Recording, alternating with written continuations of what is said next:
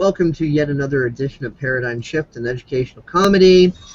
The title is PSEC 2015, I Learn More with Common Core. And it's about how our current system of indoctrination, which is laughably referred to as education, has narrowed the minds of the masses. So we're going to be talking about that. And how it's been making everybody butthurt. Like, you know, gay marriage legalized. Oh my god, yeah! Charlatan shooting, frickin' everyone's getting all hot and bothered about the Confederate flag and shit. Let the butthurt flow through you. So, you know, I mean, there's all, it's a result of the educational system.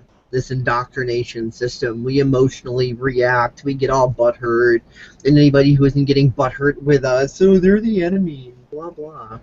But I've loved how many people seem to be waking up and looking at the butthurt people and going, oh, calm down. You know, just like, why are you getting all upset about this shit, about a flag, about, you know, and just calling them on their Nazism.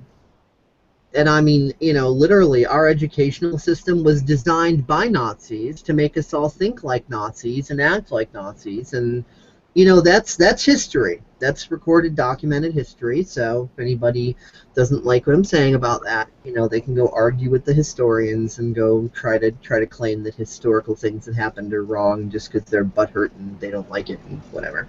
Mm-hmm. Just like people are like, you don't like Obama, you're racist and anti-Semitic. Fuck you, and you're the devil, and you know, I'm just like, okay, I respect your right to, you know, act like that, whatever. But, you know, we got to kind of call the elephant in the room.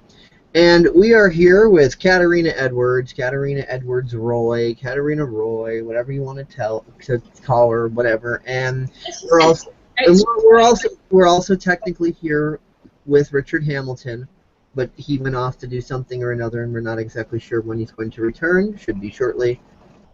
So yes, Katerina and Rich are here in theory. Oh, here's Rich. And Katerina. Yay, Rich is back. Well, I know you're here. I just said that, but Rich just returned. So now he's finally back. And I was just mentioning how the educational system that was literally based on Nazism and designed that way has taught us all to think like Nazis and act like Nazis. So all of a sudden something happens in Charlatan and people are getting all butthurt about a flag. It's like, they don't know anything about the history of that flag. They're just following. This flag means we want to burn some niggers. I'm going to drink me some moonshine because I'm a southerner. No.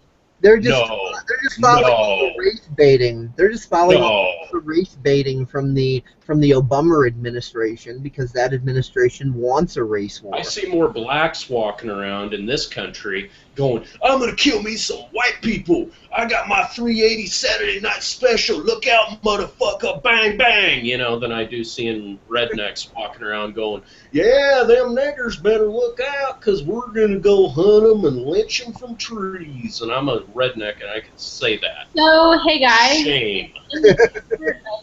Me actually understanding what the fuck it is you guys are talking about. What the fuck are you talking about? Because you guys didn't tell me what it is that we were going to be talking about on this thing before. Oh. Actually, I kind of did, and I was just speaking about the introduction of it, and not my fault if you weren't listening. I will restate it again. Today's episodes, for everybody who didn't catch it the first 10 times, PSEC 2015, I Learn More with Common Core. Yeah. How our current system of indoctrination, which is laughably referred to as education, has narrowed the minds of the masses. Hey, Gabe, why are you so up in arms about the education system in America? Like, why is that the particular thing that you always are, like, dissing on? Or rather, illuminating people about? Well, when you look at how we are trained by society to act, and you look at the way people act, instead of pointing the finger of blame at different groups and whatever, oh, that person shouldn't be acting that way, blah, blah, blah, isn't it better to get more to the root of things? Like, you know, the tree branch isn't hovering in the air independently. It's connected to a trunk, which is connected to a root system. The root system is the base. So what is the root system of a society? The educational system. Kids weren't, they didn't jump out of the womb when they were born going, hell yeah, I know everything. Woohoo, it's cold in here. Get me a towel. I mean, how did they learn what they know? And what is the human body and the human brain hardwired to do? It's not hardwired towards good or evil. It's hardwired to survive through adaptation to its environment by emulation. So if a kid is raised in a malevolent environment, then they're going to emulate that in order to survive. Because, if you got a bunch of people going, I'm going to kill you, motherfucker, and they got their guns, obviously going, hey, let's all just have a big group hug is not going to stop them from shooting you. So, you learn to emulate and adapt to your environment. So obviously, if a child is raised in a benevolent environment, then they're going to learn things like critical thinking and respect and so on and so forth. And Hitler said it himself. He said the beautiful thing about the totalitarian state is that it forces those who fear it to emulate it. He's right. He was a bastard, but he's not wrong. That's exactly how he took over Germany. So where is the fun in talking about this? I want to have fun talking about this. Because if we're not going to have fun, then I'm not going to be here. You make fun of it like we were just doing. Exactly. Exactly. You just got to make fun of people. Oh, and another thing, there was my history teacher, not going to say her name publicly, but got into a little chat with her on Facebook about, the education system. She posted this petition to ban the Confederate flag, which is a crock of shit. That's against the First Amendment. That's against what the United States, this republic, stands for. But anyway, I posted, me and Dave essentially wrote it up, but, I posted it, just because I wanted to say something to her that was true, that was based on history. You could look it up, it's there. And, I've said things that have, basically made her feel like the village idiot before. She's literally said it publicly, that I've made her feel like the village idiot. And nothing bad. She's a very nice person. She's a wonderful lady. She's given back to the community. She's given back to the world. She's done a lot of wonderful things, and she's a good person. But sometimes she can say things that in my opinion, are misguided. But, I just kind of called her on it, and I was like, okay, so if the Confederate flag represents genocide and white racism and supremacy, what about the American flag? Didn't that also at one time fly over slaves? Didn't that at one time also fly over Japanese internment camps? Didn't that at one time also, fly over institutionalized hospitals, which were more like prisons where we kept our special needs and, the mentally handicapped and treated them worse than cattle? Mm-hmm. That was under the American flag. That was under us. That was under the Northerners. Hey guys, let's just defend everybody at once. Oh yes. Yes. Sing Heil, motherfucker! I'm a gay Southerner. Confederate flag with rainbow flag with swastika with stars of David with pentagrams. Got the whole gamut in here. I see. Let's offend everyone at once. Sounds like a good idea. Sounds awesomely wonderful, in fact. And as a matter of fact, speaking of just offending everybody, let's put this up too. I got the new flag here. Because the Confederate flag flew over slavery and oppression of blacks, and the American flag flew over the genocide of millions of Native Americans. Both have been replaced with a more suitable, updated flag to accommodate everyone who has complained. This new flag also more accurately represents how the U.S. government feels about its citizens. There's Daffy Duck with the middle finger. Fuck you.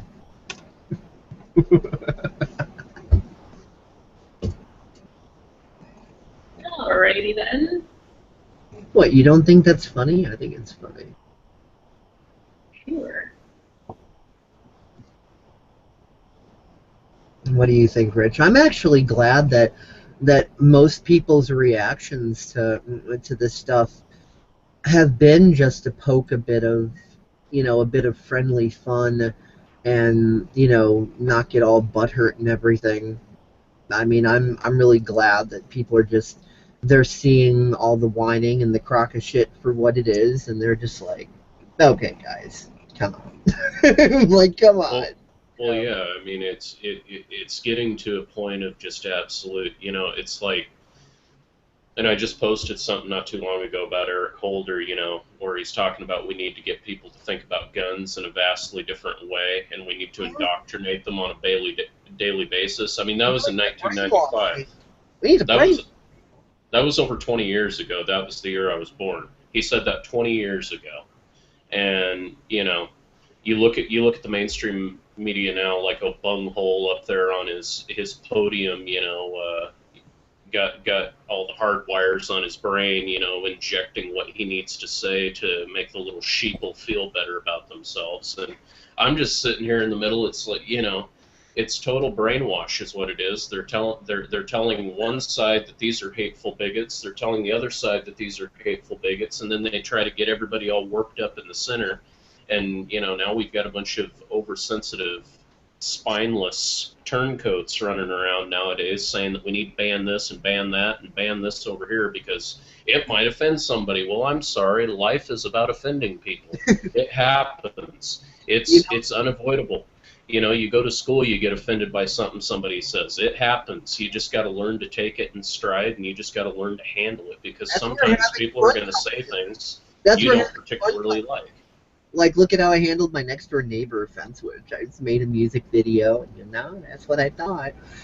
Got to put the fun back into life, and that's what I see more people doing. Yeah, exactly. I see more people making jokes and not getting all angry, at these people for being all butthurt and whatever. And I mean, I really think that it's a very positive thing that more and more people are taking a more calm, logical, and playful and fun approach, Katerina, are you still here? Yes. Okay. Just making sure. Ah! Don't you think that's a good thing, Katerina? That more people are responding to the butthurt with just being playful and just like, come on, guys, let's have some fun.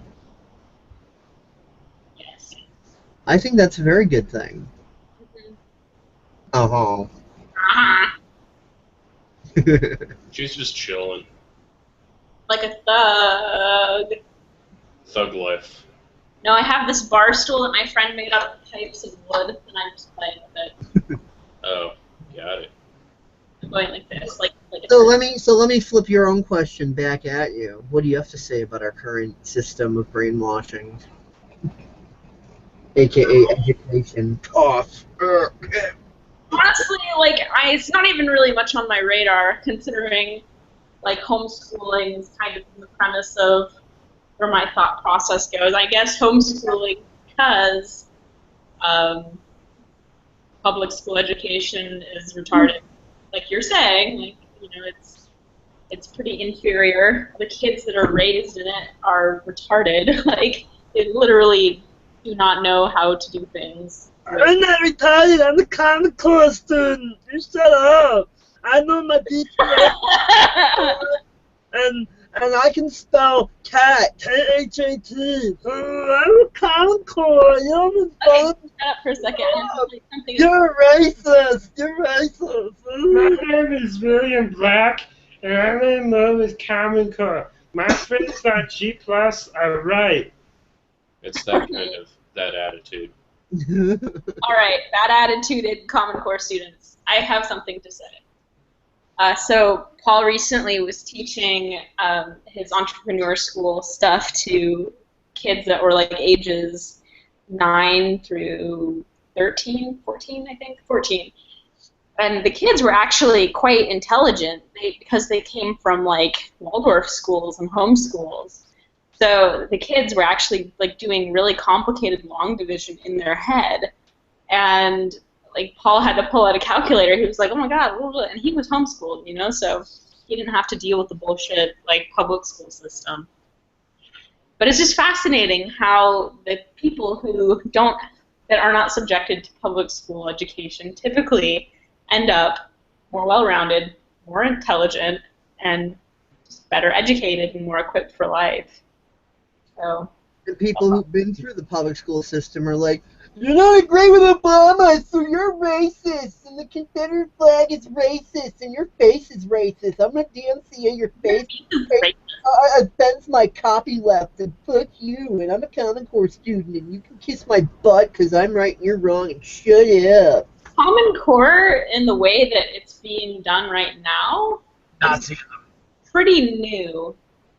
I was not raised with Common Core. It's actually pretty old, like 19. Old, but I'm saying the way it's done now, and the duration of the math that they're being taught now, like, that's pretty new. I'm saying 98 little fucking circles which hashy thingies, and if you saw No. I dealt with it when because I was graduating the year they were just initiating the math program at my school. How old are you, Rich? I am 19. Hard to believe, but yes. You're 19. I believe I've told you once, but you've probably forgotten, which is fine. That's because you look like you're 40. Sorry. Nah. I've heard most people say I look like I'm 27. Yeah, 40 is my guess, but that's pretty funny. Oh, you have a shirt that says 2014 senior, I guess. Yeah. Unless I were 40 years old and graduated high school, that would be pretty underachiever, but yep. Okay. But anyway, Kristen's friend Brandy thought that he was 30, so then he scanned his frickin' driver's license to prove his actual age and sent it to Kristen. And then afterwards, I was like, rejected. And then just kind of walked away to the other side of the room because they didn't know how to handle the playful side of the Force. They kind of got all butthurt. Decided to go Emperor Palpatine. Well, Kristen didn't. I mean, Kristen was. Oh, cool. Kristen was fine. Yeah, Kristen was just giggling and having a good time, but they were just. Brandy was kind of like, yeah, and then like Lexa, like I made a joke and it was like, I still think Richard thinks you've been drinking Brandy because the one girl's name is Brandy, and like Lexa like fucking blocks me on her Facebook. I'm like, whatever.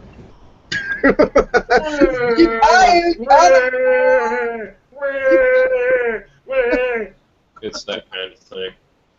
But anyway, yeah, it's just being a math student from 2014 high school season, I got a 91 on my college final for math this year.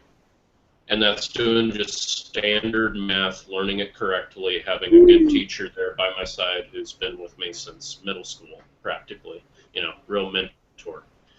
But, with the Common Core system, the way they did it, essentially they were of the presumption that I would never achieve anything with math. They said that it wasn't possible, blah, blah, blah. They were making all these excuses, and I knew they were full of shit. But, no, Common Core is not designed to teach you critical thinking. It's designed to make it so tough for people to learn that they just give up and they put all these mental blocks in the way, so they just blindly accept authority and whatever anybody says, so they don't think for themselves. They want to discourage thinking for yourself. They want to make it seem like it's this impossible mountain to climb over. It's not possible, Well, that's probably not written in their teacher's manual handbooks. Let's discourage critical thinking. No, but that's the way. An unfortunate byproduct. Who knows whether or not that was the actual intention? I mean, we're sounding like conspiracy nutsos right now, but it's like. Actually, it was the intention, and that's provable. It's an inconvenient fact. All right, show me the proof, and then I'll believe you. Okay, so my point, though, is that, like, I was a public school student. And when I did college placement tests to get into math, I ended up placing like out of calculus 2, because I'm, I guess, a math person. I get it. So it's just interesting for me to hear that there are other people who are exposed to the math system in schools, and then they're not like actually learning stuff. Because I was in the same math system, and I understood it. And again, I also graduated in 2010, so I'm not sure. Katerina? What? Remember what Rich was saying about his unnamed teacher? Mm-hmm. Well, I made a PSEC episode about that and a journal, and wrote it down here. It's a rather short one, but in this it provides the proof, because the evidence you seek was provided to that teacher within the reply, and the reply is this. This may not at first seem to have anything to do with the current topic, but it does. Your patience is appreciated. Horace Mann, former U.S. Congressman, was instrumental in the creation of the current American educational system. This system was based on the Prussian educational system. In 1837, he became the head of the then newly created Board of Education. His work earned him the title of the Father of American Public Education. His new concept that the state is the father of all children, which is responsible for the education of every child, was a very noble idea. But what exactly did he mean by this? I'll explain. After the Prussians were defeated by Napoleon in 1806, it was decided that the Prussian soldiers were thinking for themselves on the battlefield instead of following orders. To make sure that this couldn't happen again, a new 8-year system of schooling was created. This being our current elementary school system. The system was based on unquestioned obedience to authority. Through this new system, the Prussian system aimed to create social obedience through indoctrination. Every individual had to become convinced at the core of their being that the king was just, his decisions were always right, and the need for obedience paramount. In truth, the entire system was to instill loyalty to the crown and to train young men for the military, bureaucracy, and the workforce. To do this, the elimination of critical thinking from the masses was mandatory. The father of the Prussian system was a man by the name of Johann Gottlieb Fichte. His ideology was that children are a blank slate to be written upon. The system was established as a system that was considered to be scientific in nature. The importance of the system was that it defined for the child what was to be learned, what was to be thought about, and how long to think about it. It was believed that in order for government to rule its people efficiently, the people's ability to make sense out of available information needed to be removed. Critical thinking was an enemy of this new system. The reason that our current system does not openly admit to being based upon the Prussian model is because its original purpose was designed not for the good of the individual, but for the good of the government. Fichte states, "The school must fashion the person, and fashion him in such a way that he simply cannot will otherwise than what you wish him to will." With quotes like these, we can see why his involvement is not well known. Fichte continues, "The education should aim at destroying free will, so that after the pupils are schooled, they will be incapable throughout the rest of their lives of thinking or acting otherwise than as their schoolmasters would have wished. When this technique has been perfected, every government that has been in charge of education for more than one generation will be able to control its subjects securely with little need of armies or policemen." Johann gave a series of addresses to the German nation which were anti-Semitic and demanded the removal of all Jews from Germany. He spoke about the superiority of the German people above all others. Fichte had a deep influence on the rise of the Third Reich, and the Prussian system was used by Hitler to facilitate his rise to power over a people that were already indoctrinated into blind obedience to authority. This is the system we currently use here now in the United States, and Common Core is an extension of that system. So in my opinion, getting rid of a treasonous educational system based on neo-Nazism is more important than an uninformed opinion about a flag, which for Southerners of all creeds and colors stands for Southern pride and not bigotry. How's that for proof for you, Katerina? That good for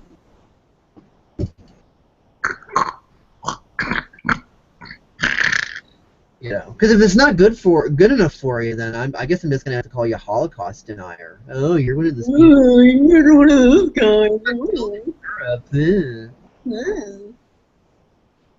No, I'm just saying that was really long and monotonous. So I'm like going like. Well, I have ADD, so I'm like, I have no attention span because I'm one of those public school kids that played video games and watched TV before I was 5 years old. Well, the truth is a bitch, huh? Look at you chugging your orange juice. Better than Dr. Pepper, health-wise. I guess. Not taste-wise, but health-wise. Mm-hmm. So what do you have to say, Katerina? I mean, I know you've just been like all owned and everything, but what do you have to say? I'm not being owned. You have this idea in your mind that I am, like, disagreeing with what you're saying. I'm not. And you're, like, trying to be all smug, like, thug, like, oh. So, step off. Uh-huh. You ghetto-ass, like, Chicagoland beaches person. Now, folks, this is what we refer to as backpedaling when you get defeated. No, I'm not backpedaling, honestly. I'm just saying that... I'm just teasing you, Katerina. What? You're just teasing me. I'm just teasing you. Because I'm being a fucking troll. I know you're trolling. I've been friends with you for like 4 years. I know when you're trolling, you ass. Hey, I am not a demican, thank you very much. A demican. Fucking demicans. It rhymes with demons. But the Republicrat elephant is in the room. Yeah. Mm-hmm. 2 wings, 1 bird. Let's do the funky chicken. It's called politics. Show business for ugly people. I have absolutely no faith in either political party. They both suck. Oh my god, you guys! Like, my political parties suck! Wine and cheese parties. Wine and cheese parties, you guys! The United States sucks. Well, why don't you go live abroad? See how much better it is, honestly. Well, I didn't say that the entire world wasn't locked into the same system. Well, then how would we get you a rocket and you go to Mars? How about that? I am so tired of listening to people talk about how shitty America is. Go try living in another country for a little while, and then you'll gain like an iota of appreciation for the abilities that you have to sit on your ass and play on the computer at 4 o'clock in the afternoon. Yep. Like, literally. Mm-hmm. Shut the fuck up. Stop complaining. Mm-hmm. Like, seriously. Yeah, but the thing is I'm not saying any of that. I'm not complaining. No, I'm talking to Rich. I'm so tired of hearing people talk about, I have no faith in either Republican Party, blah, blah, blah, blah. I'm just like, I want to rattle the computer. That's why I spend most of my time not on Facebook, because I'm tired of listening to whiny people talk about how much they hate the government and all of that stuff, and yet they're sitting there with their government-subsidized cell phones and their government-subsidized food stamps and their government-subsidized housing and whatever But I don't have any of that. Then. Okay, I'm not talking about you in particular, Rich, but I'm just talking about people in general that I know what you mean. Yeah, I know exactly what you mean. Oh, I hate the government. I got my Obama phone. I got my Obama food stamp. I got my Obama computer. I got my Obama George Foreman grill. I got my Obama jewelry. I got my Obama T-shirt. I'm masturbating with my Obama vibrator, and it's all big black and titanium. It drives me crazy. You guys have no idea. You guys have no idea. No. In all seriousness, I know exactly where you're coming from. My grandparents were missionaries over in Africa for 30 years. I know what a shit toilet third world country looks like. It's bad. You know, my father went through a horrible experience being locked in prison, and yes, I will still talk about that story as a point of experience because it's affected him to this very day. But he's been at the bottom of that, and I used to be one of those people that used to, be all pessimistic and, oh, it's coming here, there's nothing stopping it, oh, it's all downhill from here. But, it's the awareness that something bad is happening is the awareness to also at the same time prevent that from happening. Yeah, exactly. Because it's like, the way I see it, when people are like, you know, when you just try to say, hey, you know, there's a problem, let's fix it, let's, you know, see this negative circumstance as a positive opportunity for positive change, they get all new agey. You're being negative, shut up. I'm tired of hearing people complain about how bad America is and about both political parties. You should just go live abroad, because I'm a new ager. Love and light. I can't look at the everything I just said as a positive opportunity. I can't see it as that. I have to see it as all negative and shun the dark. Love and light, shun the dark, shun the evils. Really? Really? You're taking everything I just said. Love is light and kittens. We need to leap through the rose fields. You are an absolute tool. Well, you took everything I said and turned it around. I was just returning the favor. I was not turning the favor. Isn't it? You took everything. Rich. You took everything. Made me seem like some conspiracy nut, so I took what you said. And we can have a dualistic battle. I need to put on my tinfoil hat, boy. I live down there in them there southern Oregon. I need to put on my tinfoil hat and stand on the television set to deflect the satellites from the CIA. Please, you guys, just please. We're talking about Confederate flags. The space program's a hoax. The moon landing was a fake CIA draconian lizard experiment. Stop talking about the draconians. I don't want to hear about the draconians.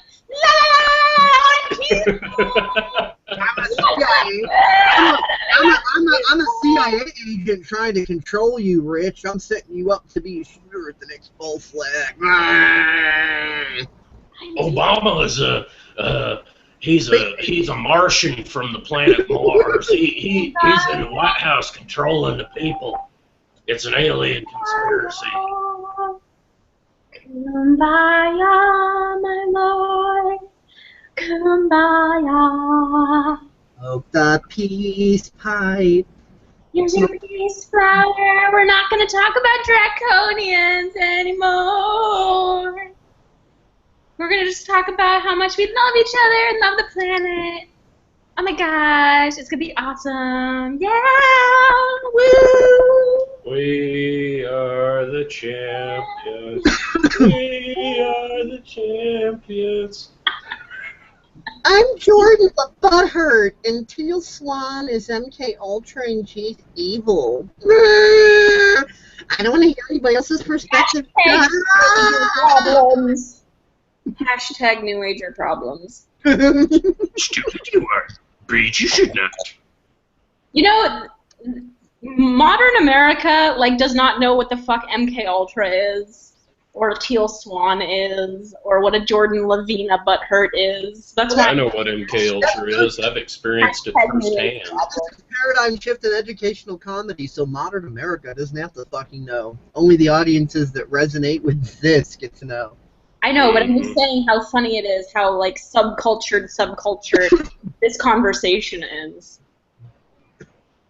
You know what's even more ironic? What? It's based on knowledge that is so broad, that goes so far back into history, and that's all-encompassing, that it gets to core points of common sense. Like, you know, if the masses let an asshole run things, you're going to have an asshole society.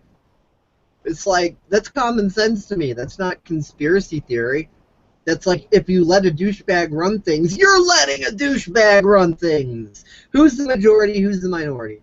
That's like that would be like a football team saying, we can't oppose that scary coach because he's so big and bad. He'll just kick all our asses, even though we're big, strapping football players and can just flatten him in half a second. We're just going to be scared of him because he's so big and bad. And yeah, that's what the fucking population does. It's like, really? Did the douchebags say, oh, we got to run you guys? So the masses are like, okay, well, that's just how it is because we're Common Core students. It's like you're the fucking masses. If you don't want douchebags in power, stop listening to them. You don't have to storm the fucking White House. Just stop following all the draconian fucking laws. Just be like, nope. I mean, if 100 million people just peacefully say, nah, we're not doing that. What are a few morons going to do? Cry? What are they gonna do if everybody says no? I mean, come on. Obama, you can have your Obama phone back. Yeah. You're saying bank robbers rob banks? That's a conspiracy theory, you nut. You are a nut, Dave. You're a fringe moron. Bank robbers don't rob banks. They hold up sunflowers. Me too, Dave. They're all joy love in the banks. They're not. By robbing, they mean robbing the bank of the negativity by injecting their positivity. They don't steal money from banks. That's not what bank robbers do. You're a conspiracy nut. God, thinking bank robbers steal money from banks. You're stupid. You're stupid. You're so stupid. Rich's connection dropped, I think, but he'll be right back. Okay, well. I think his modem died again. Intermission. I need lemonade and pizza. We interrupt this broadcast for lemonade and pizza intermission. And Richard Hamilton has returned. That was weird. Please hold while Katerina gets lemonade and pizza. Oh, lucky. Frickin' Texans. Everything's bigger in Texas. I manifested 2 free pizzas last night. Including Katerina's boobs. What? My boobs are free? No, Rich said everything's bigger in Texas. I said including Katerina's boobs. Size D, bitches. I knew it. Nope jokes. D for dystopian government. That's a conspiracy theory. I'm William Black, and my friends on G Plus say you have a mental disorder. Now shut up. Bank robbers don't rob banks, you conspiracy nut. Who has a mental disorder? By robbing, they mean they're robbing the bank of the negativity and spreading joy. Why not G Plus? Robbers don't steal. Oh, I'm talking about William Black. Yeah. He's been crouching around lately. Yeah, this is William Black, I want to have a dialogue. I want to have a dialogue with your rectum. Give me a call. I want to stalk you and leave creepy messages on your voice. Yeah. That's what we're making fun of. That's what he did. Like, we invited him on a Google Hangout. He was saying all sorts of shit against us, and we're like, come on, we'll shut up and we'll let you say whatever you want to say. I don't know who William Black is. We're telling you. Show your face, speak your voice, and you can say whatever. And instead, because this guy lives in the Chicago area, apparently, although he's originally from somewhere east, you can tell by his accent, But this guy, he finds my number and he calls me. He's like, yeah, Dave Kelso, this is William Black. And it's like, oh, God. What a fucking creeper. But yeah, he was just harassing Rich's DeviantArt group, and he was primarily targeting me and Rich because he was trying to create pandemonium between the admins of his group so that the group collapses. But instead, we just laughed at him and said, "Okay, you have the right to think what you think. How about you come on, hang out and say it?" And he would not even acknowledge that we're making the offer. Instead, he looks up my fucking number, stalks it down somehow, calls me, I get this creepy voicemail. Dave Kelso, this is William Black. I heard you want to have a dialogue. Give me a call, 1-900 Tiny-Penis. It's just like, what? And the number on the caller ID was 312, so that's Chicago area code. So yeah, douchebag does live in my city. But it's so funny. Just give someone the right to hate you, and what happens? They look up your number and leave a creepy voicemail. You won't have a dialogue. Like, okay. I heard you need medication. Yeah. So yeah, just a creepy guy. Mhm. Oh, I was gonna say, were you trying to enable that infinite tunnel of? Look at this. That's a person. That's wow. A hand. That's a body. Her leg. Her head. Isn't that trippy? Crazy. Oh this yeah, one. Oh yeah, the body art where they pose like animals. Mm-hmm. Yeah, I've seen that. That stuff's cool. Look, the giraffe. Yeah, that frog is like 2 people. Mm-hmm. So creepy. Whoa. Spider. Those are boobs. No.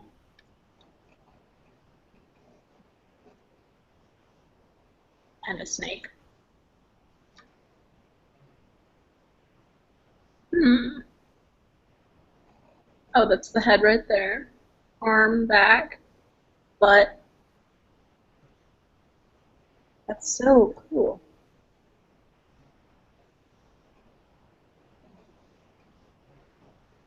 ADD moment, guys.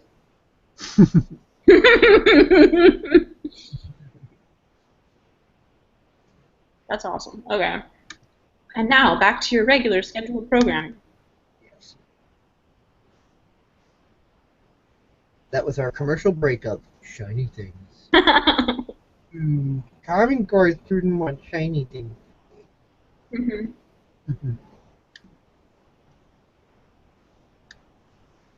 Anyway, Richard, I know there were some Yeah. things you wanted to talk about on this.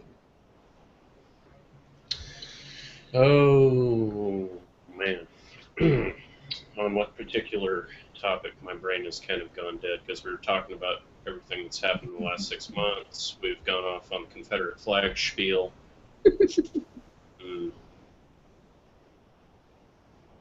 What was the other thing? Mine's drawn a blank. That's bad. Not good. I have to leave names out and stuff, but I could talk about some amusement that happened on Kristen's Facebook profile and not too. Oh yeah. There was Yeah. There's this guy who made this comedy video about religion. Your religion might be bullshit if, and it was all just funny. Like they got everything. They got Christianity, Scientology, Mormons, Islam, just everything, the whole gamut.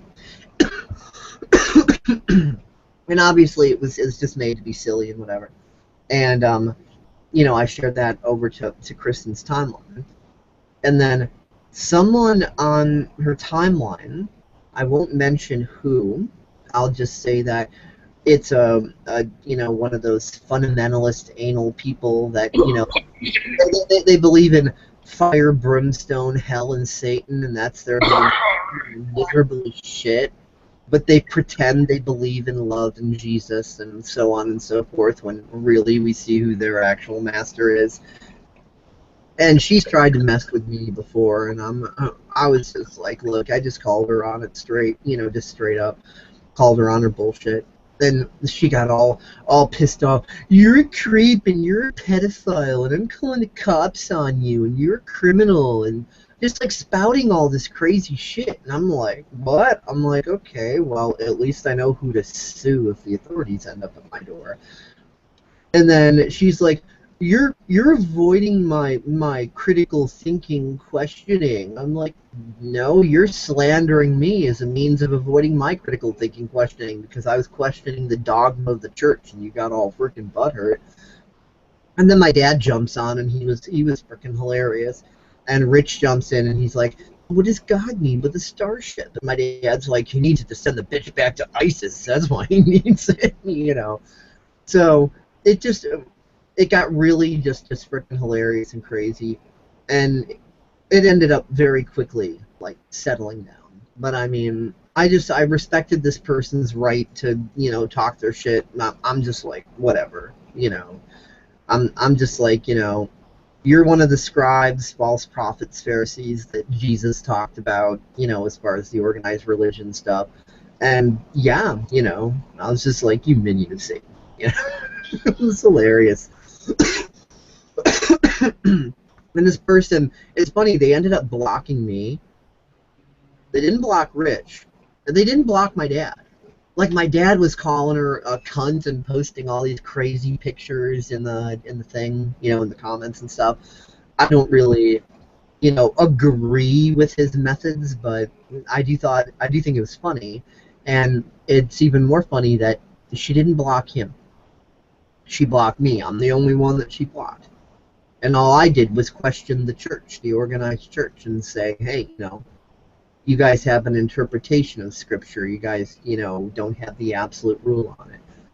And I even stated that in the not-too-distant past, the Catholics said that Catholicism is the only one true religion, and the Lutherans responded with the Pope is the office of the Antichrist.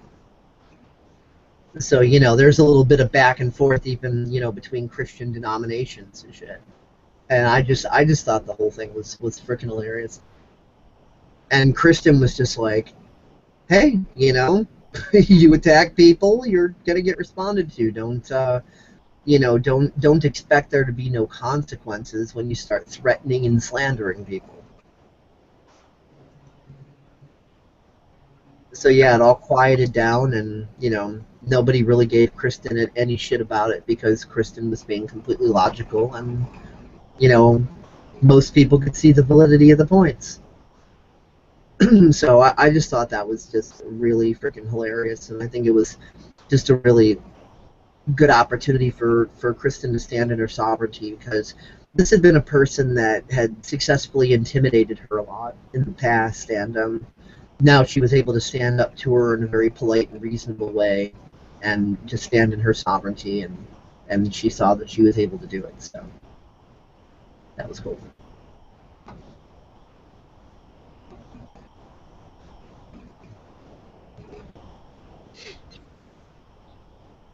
So anybody have anything else to say?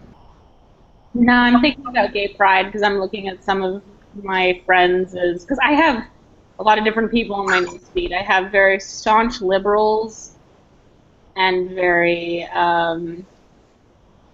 conservative Christians. I have the full gamut. I think the idea of whether or not gay marriage can be legal is like a marital status of the number 5 sort of question. I think that the state should just butt out of people's fucking business because their people's relationship statuses with each other is not the state's business. So the state shouldn't get involved at all in any capacity, period. Because it's not the state's damn business. I'm reading one of these from one of my Christian missionary friends in Costa Rica. They say same-sex marriage is now legal and recognized in 100% of the USA. But before you rejoice too much or grieve too much, remember that man has been distorting God's plan for marriage long before today. Even marriages that are traditional, quote-unquote, may not be God-honoring when they are full of divorce, abuse, negativity, anger, jealousy, or just plain trying to be married on our own strength and not standing together in God's word, following Jesus and being led by Spirit. Remember, God defined and established marriage, and God's ways are above man's. Rather than be outraged or sad, strive to make your marriage reflect Christ so that others may see Jesus in you. Show love to men, regardless of who or how or what they are. Even more so, love your enemy and those who oppose you. Writing new laws or defending old ones won't fix anything. Loving God and loving people will. Reflect Christ with your life and your marriage. There's definitely a step up from most of the posts we're used to seeing. Mm-hmm. Oh, well, one of my older family members who's a Christian, said marriage equals one man, one woman. And I'm like, well, okay, that's one, how are we ever going to become an intergalactic civilization if we can't recognize that there's probably more than one type of, marriage, or more than two types of sexes, or more than, we're so locked into the old traditional viewpoints of things, and we're so, locked into this ignorant idea that it's only this way everywhere that, we lose sight of the fact that there's probably other planets, other civilizations, other places out there that are probably totally different, How do we ever expect to join, an intergalactic community of interstellar planets if we ever, if we can't get out of this stupid, Well, that's easy. A lot of people are so arrogant that they think that out of this whole big universe, Earth is the only little ball with life on it, and that there's nothing else out there anywhere. And Rich's modem, I think, just like crapped again. His internet access is a piece of crap. He's going to be switching providers. His current providers just, wow. What happens when we end up running into androgynous beings? They have no gender. They're from Satan. We should shun them. They came in demonic discs and with no gender. That's Satan's trap to confuse us. We need to hurt them. Like, what? Welcome back, Rich. What I was saying is that's easy. A lot of people are so arrogant that they think that this planet's the only little ball with life on it. There's nothing else out there. Mm-hmm. And I said, what happens when we meet an androgynous being? Oh, they're landing in their satanic discs, and they have no gender. They're Satan's trap. They're gonna hurt us, so we need to whip out our shotguns and shoot them. And you know, like. It's like, really, that's a way to greet the Vulcans? I think a lot of people just aren't happy unless they just aren't happy. And I think that's what a lot of people's problem is. They like the thrill of hate, the thrill of feeling justified. And that is what the educational system teaches too. I mean, if you really look at it, how do they teach us? They don't encourage us to find out what we're good at and hone those skills. They're like, do it our way or you fail. You're a failure. If you don't blindly obey, blindly conform, you're a failure. And you need to hate everybody else who doesn't conform either, you know? And that's where we get bickering back and forth between different factions, political parties, whatever. Look at how society raises us to be.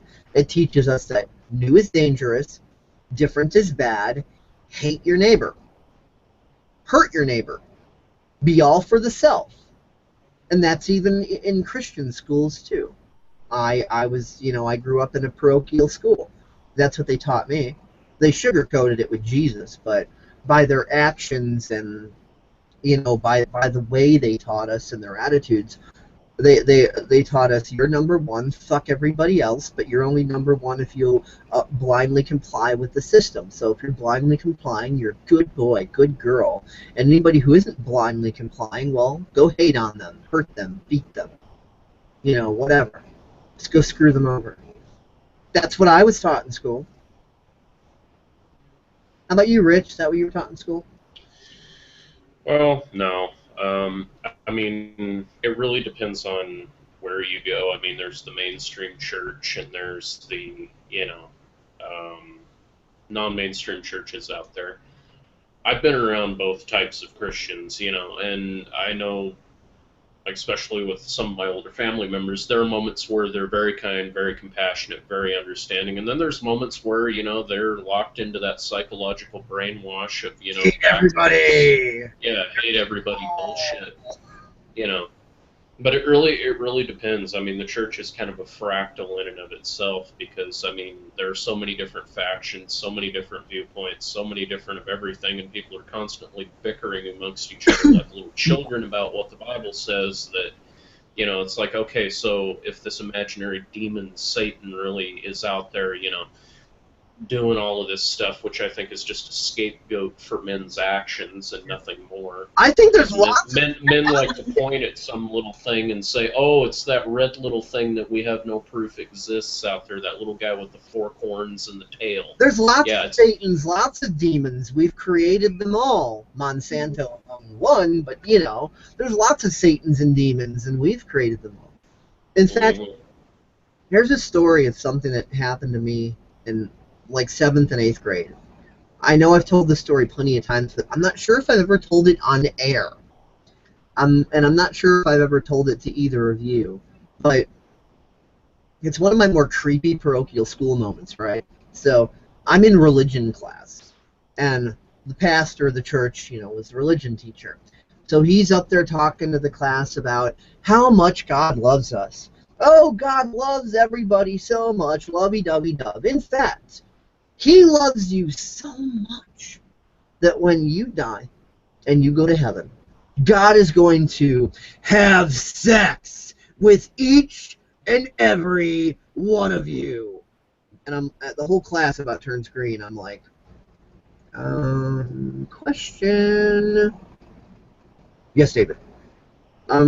let me see if I got this right. I'm not sure if I'm misunderstanding. You're saying that when we die, when we go to heaven, that God is literally going to have sex, physical sex with every one of us. You know, we're talking about, sex. I'm not misunderstanding you, right? No, you're not misunderstanding me, David. Every one of us, when we die, God is going to have sex with each and every one of us. And I'm just like, ew, creep. I mean, we didn't believe him, of course, but we just thought, like, ooh, look at Pastor Creepy over here. Ugh. Hey, can I finish something? A thought? Sure. Okay, so I read you that post, right? And so there's some comments coming in. There's this woman, she's saying, I feel like it's time for the church to let go of its dogmatic, rigid approach to same-sex marriage. We've done that with so many other things that we once used the Bible to prohibit. Women covering their hair, women having equal rights with men, outlawing slavery, allowing interracial relationships, and so on. So it seems strange to me that the church is still unwilling to re-examine this issue, see the severe damage their stance is doing to our gay and lesbian brothers and sisters, and look at the full cultural context and history of the passages we cite as being against homosexuality. This video was one of the first times I was exposed to the larger context of those passages, and I thought it was really helpful to me. I'd be curious to hear your thoughts about it sometime when you have a few minutes. And then there's a video that's an Upworthy visual titled, There Are 6 Scriptures about Homosexuality in the Bible. Here's what they say. Why don't you hit screen share and then hit play? Okay. Just don't full screen the video because we don't want the censorship, Nazis, third-party matching or anything, but if you leave it in just a little video window, then it should be all good. Okay. Alright, walk it over. Because, talking about homosexuality is really like the theme of the day, I think. Apparently. It is a huge deal to everyone on Facebook right now. Alright, can you see my screen? Yes. Alright.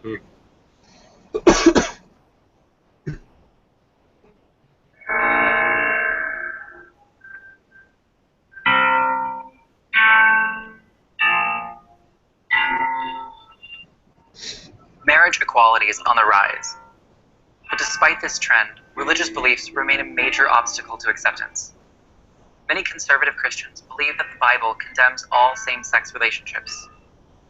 That question drove my own intensive study of this issue when I came to terms with being gay, as both my parents and my church in Kansas believed that gay marriage was wrong. But what I learned when I studied the relevant scripture passages changed my parents' minds, along with the views of many other Christians in my life. There are 6 passages in the Bible that refer to same-sex behavior, 3 in the Old Testament and 3 in the New Testament. The most famous passage is the story of Sodom and Gomorrah. God sends 2 angels disguised as men into the city of Sodom, where the men of Sodom threaten to rape them. The angels blind the men, and God destroys the city. For centuries, this story was interpreted as God's judgment on same-sex relations. But the only form of same-sex behavior described is a threatened gang rape. Ezekiel 16:49 sums up the story's focus on violence and hostility towards strangers. Now this was the sin of your sister Sodom. She and her daughters were arrogant, overfed, and unconcerned. They did not help the poor and needy. In Leviticus 18:22, male same-sex intercourse is prohibited, and violators are to receive the death penalty. You shall not lie with a male as with a woman. It is an abomination. Other things called abominations in the Old Testament include having sex during a woman's menstrual period, eating pork, rabbit, or shellfish, and charging interest on loans. They're part of the Old Testament law code, which was fulfilled by Jesus. Hebrews 8:13 says that the old law is obsolete and aging. Romans 10 verse 4 says that Christ is the end of the law. So the Old Testament doesn't settle the issue for Christians. But let's look to the New Testament, which contains the longest reference to same-sex behavior in the Bible. In Romans 1, verses 26 and 27, people who turn away from God to worship idols are then turned over to their own lusts and vices. Even their women exchanged natural sexual relations for unnatural ones. In the same way, men committed shameful acts with other men and received in themselves the due penalty for their error. Paul's words here are clearly negative, but the behavior he condemns is lustful. He makes no mention of love, commitment, or faithfulness. His description of same-sex behavior is based solely on a burst of excess and lust. In the ancient world, same-sex behavior mainly occurred between adult men and adolescent boys, between masters and their slaves, or in prostitution. Most of the men engaged in those practices were married to women, so same-sex behavior was widely seen as stemming from out-of-control lust, a vice of excess, like gluttony or drunkenness. And while Paul labels same-sex behavior unnatural, he says in 1 Corinthians 11:14, for men to wear their hair long also goes against nature, and most Christians interpret that as a reference to cultural conventions. In the last two likely references to same-sex behavior in the Bible, two Greek words, malakoi and arsenokoitai, are included in lists of people who will not inherit God's kingdom. Many modern translators have rendered these terms as sweeping statements about gay people, but the concept of sexual orientation didn't even exist in the ancient world. Yes, Paul did not take a positive view of same-sex relations, but the context he was writing in is worlds apart from gay people in committed, monogamous relationships. The Bible never addresses the issues of sexual orientation or same-sex marriage, so there's no reason why faithful Christians can't support their gay brothers and sisters. It's time. If you'd like to learn more, check out my new book, God and the Gay Christian. Then sign up with the Reformation Project to make a difference in your church. Okay, guys. So that's the video that they're referencing. And all I have to say to that is wait for the hardcores to go, but no, that's not true because I say so and I'm right and you know. Would you want to hear the rest of the comments on the thread? I can just hear it now. Yeah, okay. So they said that I did watch the entire video, and I must say, once this was a different person. This is a third person. His name is Rusty. I did watch the entire video, and I must say, once again, someone twists the scriptures to support his own proclivity rather than surrender that proclivity to the influence of God and His Word. And then the girl that posted the video said, or the modern church twists the scriptures out of context in order to justify bigotry against the gay community. And then Rusty says, it sounds as though you've made up your mind. And then she says, likewise.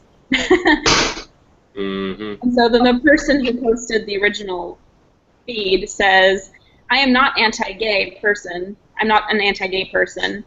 The thing that I think is sad is when people, gay or otherwise, are doing something that goes against God's design and demanding that a stamp of approval get put on it.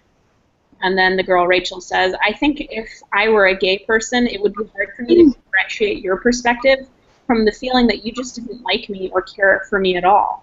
Anyway, I just thought I'd share this video in case you were interested in it. Give it a look when you have a chance, at very least. It's always good to listen to differing perspectives. And then the guy says, I have friends that I think do and say all sorts of things that aren't my favorite, and I'm sure some of my friends would agree that I do and think things that aren't their favorite either. We all do wrong stuff. We all sin. Bottom line, my opinion doesn't matter, because at the end of all of this, no one is going to be standing before me to be judged. I am in line with the rest of humanity.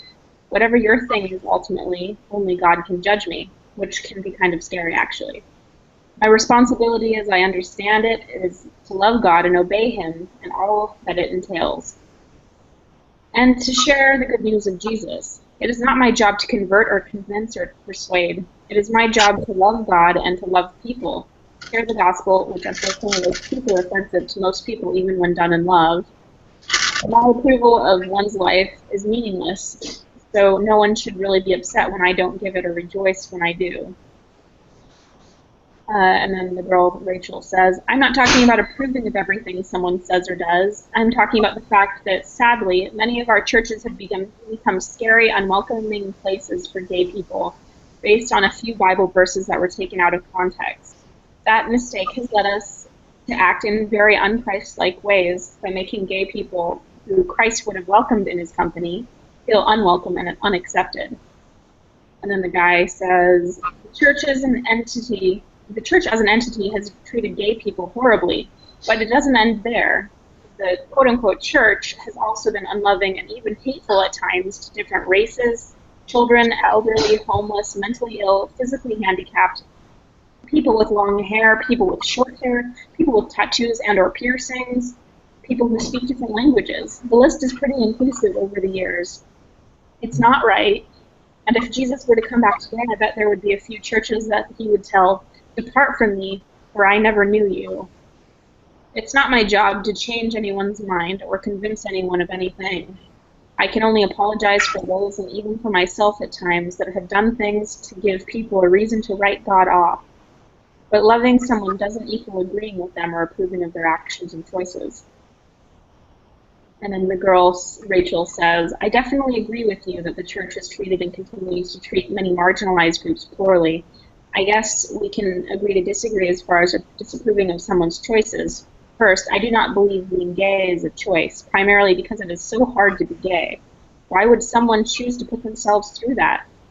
And as I said earlier, I think that there are a lot of layers of cultural and historical context to consider that make the Bible passages about homosexuality way less cut and dried than the modern church preaches. And then the guy says, I too have been treated horribly by many churches and by many people who call themselves Christians.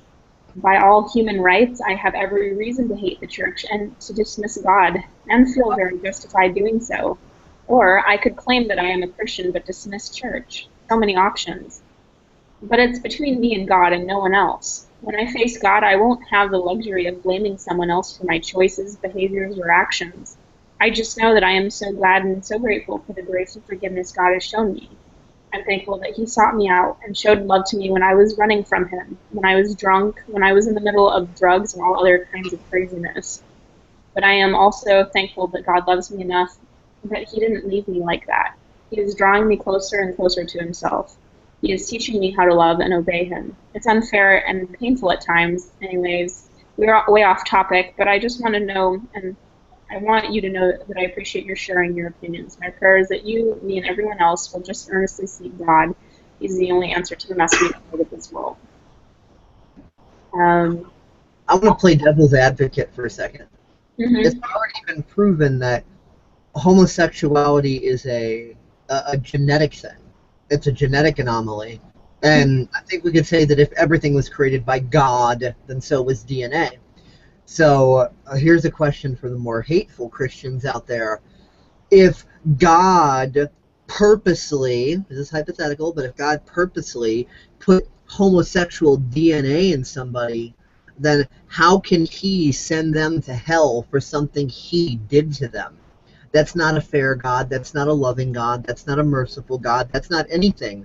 That's Satan to me. If you look at how we define God, define Satan. Satan is the deceiver, is the malicious one, is the troublemaker.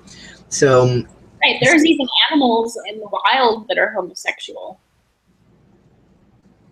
yeah, exactly. So if homosexuality comes from genetics and God created genetics, well, God's going to send homosexuals to hell, then wouldn't God then literally be Satan and not God? Wouldn't God then be evil to force someone to be homosexuality and not give them a choice and then say, okay, that's your fault, so now I'm going to send you to hell for what I did to you? Would that be an act of God, or would that be an act of a satanic, demonic being? Food for thought, people. Mm-hmm. Mm-hmm. And what did Jesus preach? Did he say, hate your neighbor, go fuck with everybody, go to war? Did he say write unconstitutional laws? Did he say belittle people and make them feel like shit? Did he say do any of that? Or did he say love your neighbor, love your enemy, be that which you want to create? All the works I've done also shall you do, and greater still. The same Father in me is also in you. We are all Christ. I am the Son of God. So are you. He's saying all these positive, uplifting things about humanity and saying that we've created the world the way it is, not God. God gave us free will choice. We've decided to be a bunch of fuck-ups, but then we pass the blame to God. In fact, the commandment that says, "Thou shalt not take the Lord's name in vain," that has nothing to do with saying, "God damn it." Taking the Lord's name in vanity means swearing oath.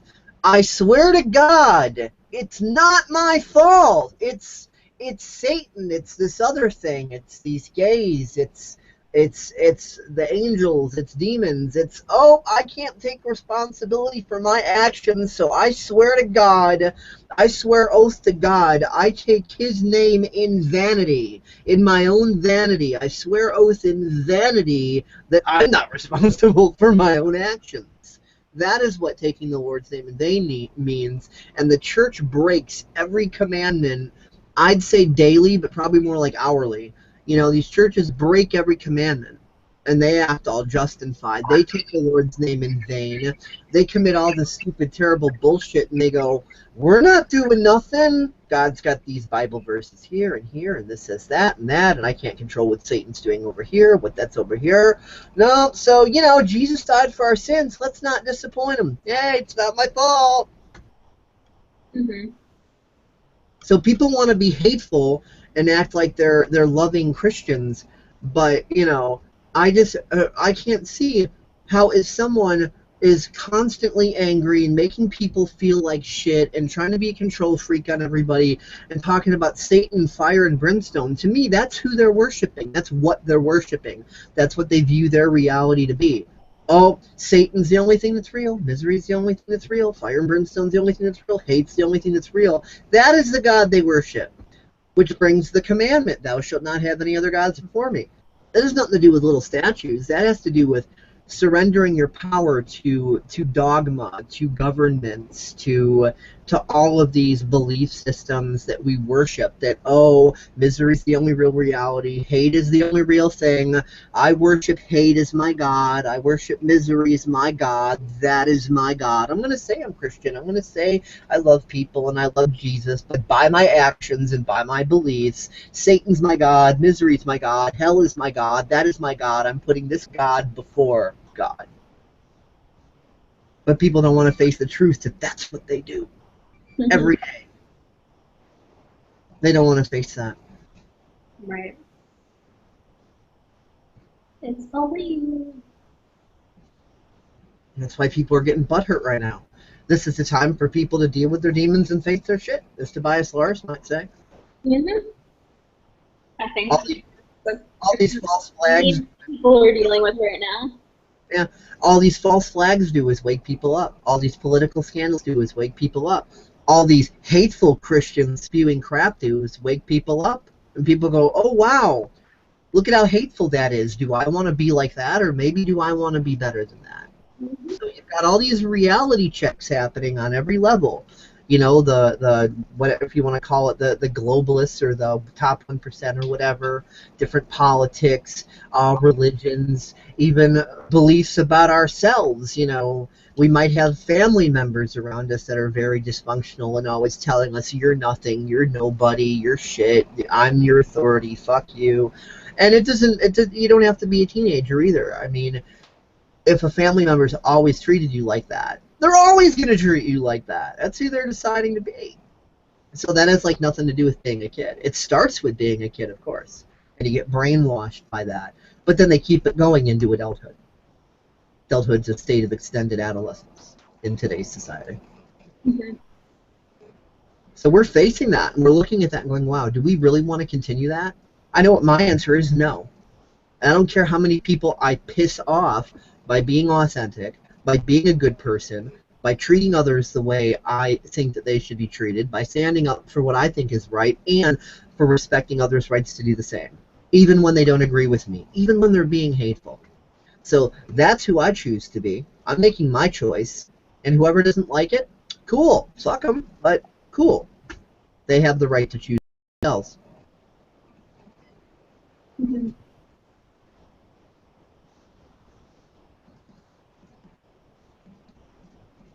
Yeah, exactly. I mean, you know, it's just we live in a society that's neurotically obsessed with hate, like a methamphetamine addict, and society as a whole is going through withdrawal. And you know, there's a lot of chaos right now. You know, um, people are dying off left and right. You know, people at the same time are thriving left and right. I mean, it really just depends on where your energetics are lying. Some of us are going forth and prospering as the Bible would command, and some of us are just withering away and dying. I think the greatest sin, metaphorically speaking, to yourself, and not only that, to the world, is to be in such a shitty energetic state that, you know, the only thing you have to look forward to is dying. I see so many Christians, especially the ones I've been around, like, oh, I just can't wait to get to heaven. I just can't wait for it to be over. I just can't wait for it to end. I just can't wait for it to all be good and to all be right, and it just for it to not be a problem anymore, and to just, you know, go off to this to go off to this happy, big, nice, white, pearly place, you know, up in the clouds somewhere, you know, this world's so fucked, there's nothing I can do, yada, yada, yada. I think that's the biggest sin of all. I think sitting there doubting yourself to the point where, you know, you're having all these serious health problems, and, you know, the Bible talks about that, you know. Taking care of yourself is like the first priority in terms of, you know, spiritual health, you know, being physically healthy and realizing that the world isn't all shit and all doom and gloom and all terrible, you know. I see so many people brainwashed into the idea that we're in Armageddon right now and it's the end of everything and everything's going to burn and everything's going to blow up and God's going to come back with this vengeful fiery wrath and destroy the planet and, you know, then castrate everybody and, you know, tell them what to do, and he's just going to rearrange everything how he sees fit and then cross his arms like a big bully and stand there like Mussolini shaking his head, you know, doing that whole dictator thing. No.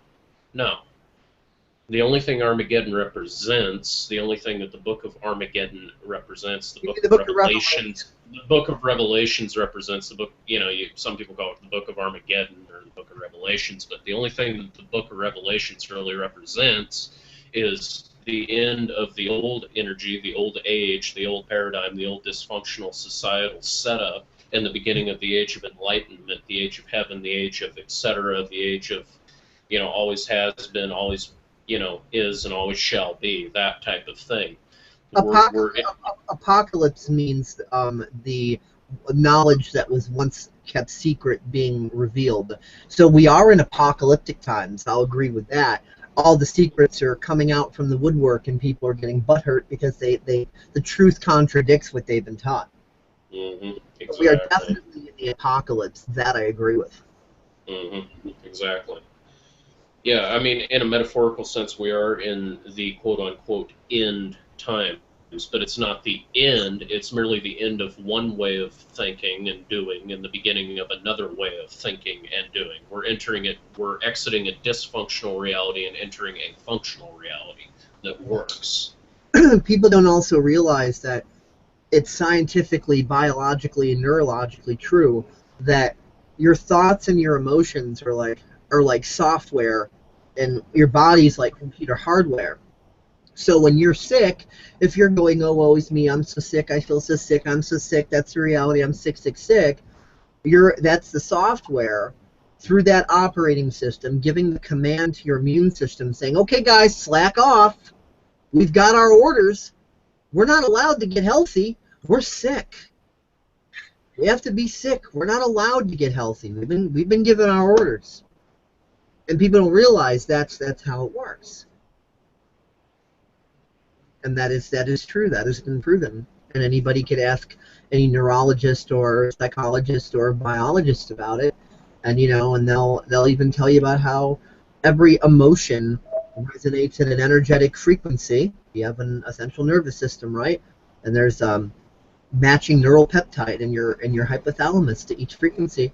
So when you're feeling something, you're triggering that. Okay, local Walgreens CVS built into my head. Let's get me those drugs. So that matching chemical gets pumped into your bloodstream, and the more corrosive and nasty a chemical is, the more addictive it is, as we could see with heroin and things like that. As a matter of fact, heroin was made to match the neural peptides that are already in there. That's how it tricks your cells to let the stuff in. It thinks it's a biological juice when really it's not. It's artificial. It sneaks in and boom, you know. So, I mean, that's scientifically true. So, yeah, and the more corrosive that is, I'll tell you how corrosive stress hormone is. Artificial stress hormone is used in the drug that, you know, like if you have a heart transplant or something, or any sort of organ, in the anti-organ rejection drugs, artificial stress hormone is used in that drug because the artificial stress hormone shuts down the person's immune system. Because without that shutdown, their immune system would attack the new organ as a foreign invader. There would be no time. All of this stuff that you're saying about the biology of illness and everything like that, I need you, when you edit this video, I need that section that you just said, and I need that to, like, digest it, because I want to put that in my book. Of course, I'll credit you and everything with what you're saying, but I want to put that in my book because I've been trying to... well, this is a live stream. It's not an edit. It's a live stream.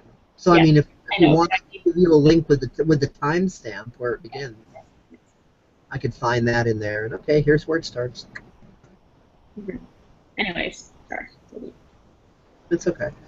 But yeah, I mean, I pretty much said it. So that's not airy-fairy, new agey, or whatever. Everything is made of energy. That's literal. You have a central nervous system that's got energy going up and down. That's literal. Your body's an electrochemical computer. Your emotions and psychology is the software, so to speak, to the hardware. That's the control center. So yeah, what we think and what we believe does determine our health. So it, like with me, when I lost all the weight I lost, it didn't matter what I did before shifting the state of being. I was commanding the body. I'm fat. That's the only thing. Immune system sucks. I'm fat. I'm this. I'm that. So no matter what I did, nothing worked. I had to really start to shift. You know. So then I was able to start dropping the weight. Most people also don't understand that when the body is lacking nutrition, it automatically puts on weight as a defense mechanism. It's like, uh-oh, we're starving. We need our surplus so we don't die. So it puts on weight as a defense mechanism. And even a lot of these so-called healthy vegetables and canned stuff are genetically modified to be nutrient deficient. And it's understandable. The Food and Drug Administration, right? Food and drug. The two are together for a reason. The health industry is an industry. It's not there to make you healthy. If it was there to make you healthy, it would put itself out of business. It's there to keep you sick, so you can keep coming back for more of those drugs. Take a drug. So yeah, those are the biggest drug pushers and drug dealers on the planet. Don't concern yourself so much with the street pushers. Concern yourself more with the big pharmaceutical companies. Those are the ones really killing people. Look at all the stupid side effects. May cause internal bleeding, and your head might come off, and your spine might disintegrate, and your bowels might explode, and all this nasty shit. You're looking at it like, what? And what it's really telling me is, those aren't the side effects. That's what the drug does. The side effect is that it might possibly ease this one problem you have. That's a side effect. What the drug actually does is kill you.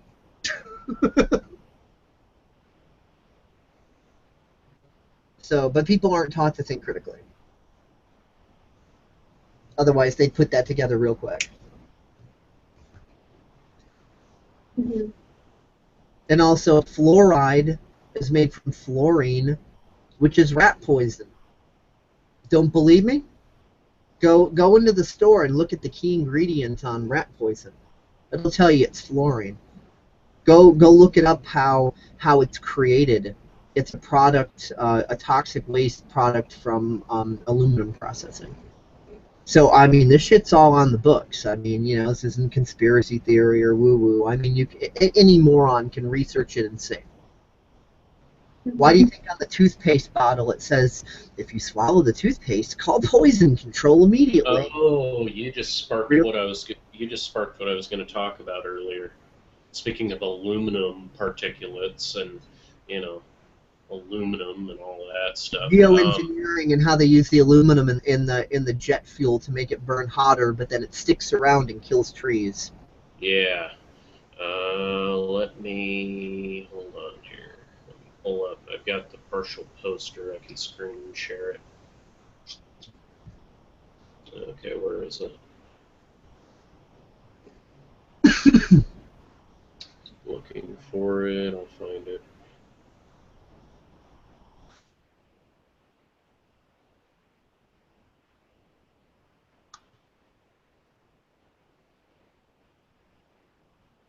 It's in here somewhere. Got it in my downloads. Geoengineering, aerosol spraying. There we go.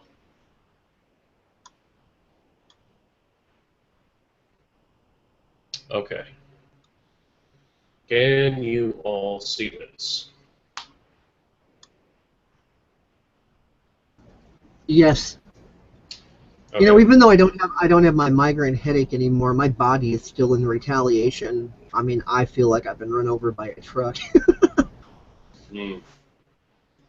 Anyway, I got this at the truck stop last night. I didn't see who brought it in, but somebody brought it in to our shift manager, and she just put it down, and I saw it, and I decided to bring it home because I thought it would be an interesting thing. But yeah, essentially you can see kind of up in the corner. I couldn't get the whole picture of it, but it shows a geoengineering aerosol spraying aircraft that, from my professional eyes, is a airliner. I can tell by the side of it it's a American Airlines painted aircraft, if it's a legitimate American Airlines 747. But you can see up here where the engines are as compared to where the nozzles are. I don't know if it's, if that's a legit photo, if it's a Photoshop photo, I don't know. I'm not making judgment calls on it. I'm just viewing it as information at this point. But I do know that they, and there is videos out there where they talk about it. They are putting aluminum particulates into the fuel. It's still debatable whether that's what's causing the fuel to, if that's what makes the fuel do what it does when it hits the atmosphere and turns into a white puffy cloud. Normal fuel could do that. There's no way to really test it at this point because, as far as we know, all the fuel's tampered with aluminum particulates, and there's no real way to compare and contrast the two to see as the scientific method would mandate. But anyway, basically the aluminum particulates are, essentially it's a more high-tech version of like the Romans salting the fields so that way the crops can't grow. It's really, they're poisoning our atmosphere to then over the long term of, say 30 or 40 years of that, basically turn wherever they've sprayed and whatever they've done into a wasteland. And, Monsanto, this is on record, is creating drought and aluminum and UV resistant seeds. Why are they creating aluminum and UV resistant seeds? That's the question. If they're not doing something, why are they creating seeds that are designed to withstand those things? And we're already beginning to see the signs of severe drought in California. California's only got a year of water left. We're seeing flooding like Katerina experienced down in Texas that's off the charts. Streams overflowing and people's houses getting destroyed, and severe storms down in the southern states. And we've seen radical increases in Alzheimer's disease and autism that are just off the charts. We're seeing random bird die-offs, honeybee die-offs, and here locally, forest fires are a big thing in Oregon. Same with California. Forest fires are getting worse and worse by the year, consuming more and more acreage. And that's mainly because these aluminum particulates absorb into the trees. The trees absorb that in with everything else, and it gets absorbed into the wood, and essentially it makes the wood burn more efficiently, makes it burn hotter, you know, and trees over time get so saturated that they die because they've absorbed so much of that stuff into them, you know. I mean, there's just so much, and then in the wintertime, you know, we see these massive snowstorms, you know, over on the East Coast. I mean, the weather patterns are totally, you know, Here how in, is it? here in Chicago, it's made it easy for carpenter ants to invade trees. So the branches are really weak because they're more hollowed out than they normally would be.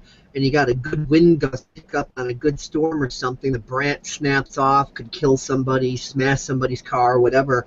My dad had the front of his car smashed from exactly that sort of thing.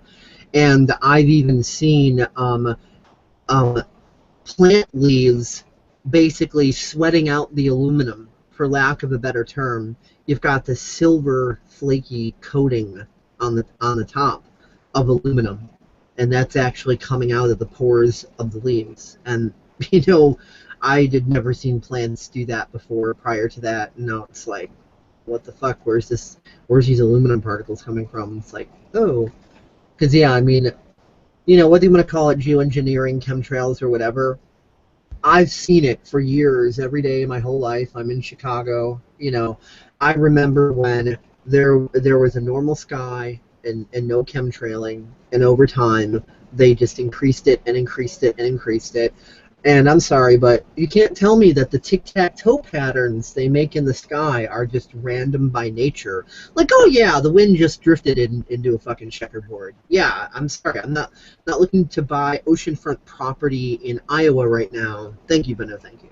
So, I mean, I've seen this stuff. Katerina was here. She's seen it. We did a video on it. She's looking up like, Jesus Christ, this is real. What the fuck? She's like, what is wrong here? God. So yeah, she's been here. She's seen it. Mm-hmm. Yeah, exactly. I mean, you know, no, they are literally trying. I mean, it's really when you connect the dots. I mean, doing it in such a way that nobody really sees it coming. I mean, it's really following into the Agenda 21 thing. They're trying to drive people out of the rural areas, get them into the big cities where they can control them. It's, you know, a very typical, you know, globalist move.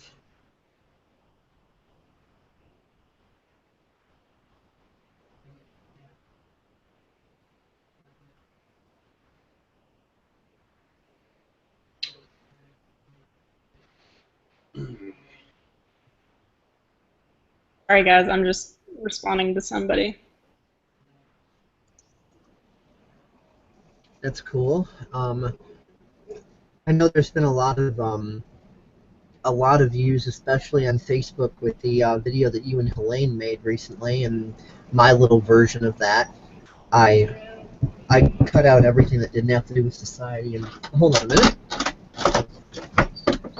What's up? We're live on the air. What's going on? We're live. Hey, Wally. Hey, How are you? good. I'm still alive and kicking. You are? Good. Yeah.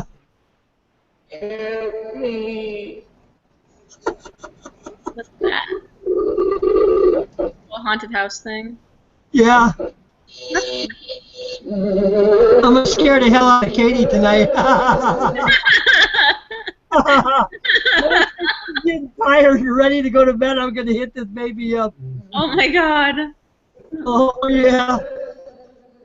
That's awful. Yeah, she's gonna be jumping out of her bed and running all over the place. Get the thing away from me! So we're all alive, huh? Nobody's dead. Nope. I like this one.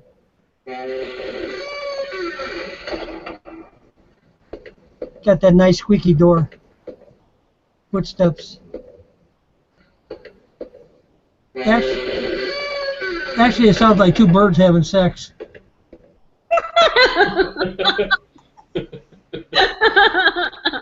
You ever heard birds having sex, man? They're noisy. Two eagles, you know. Yeah.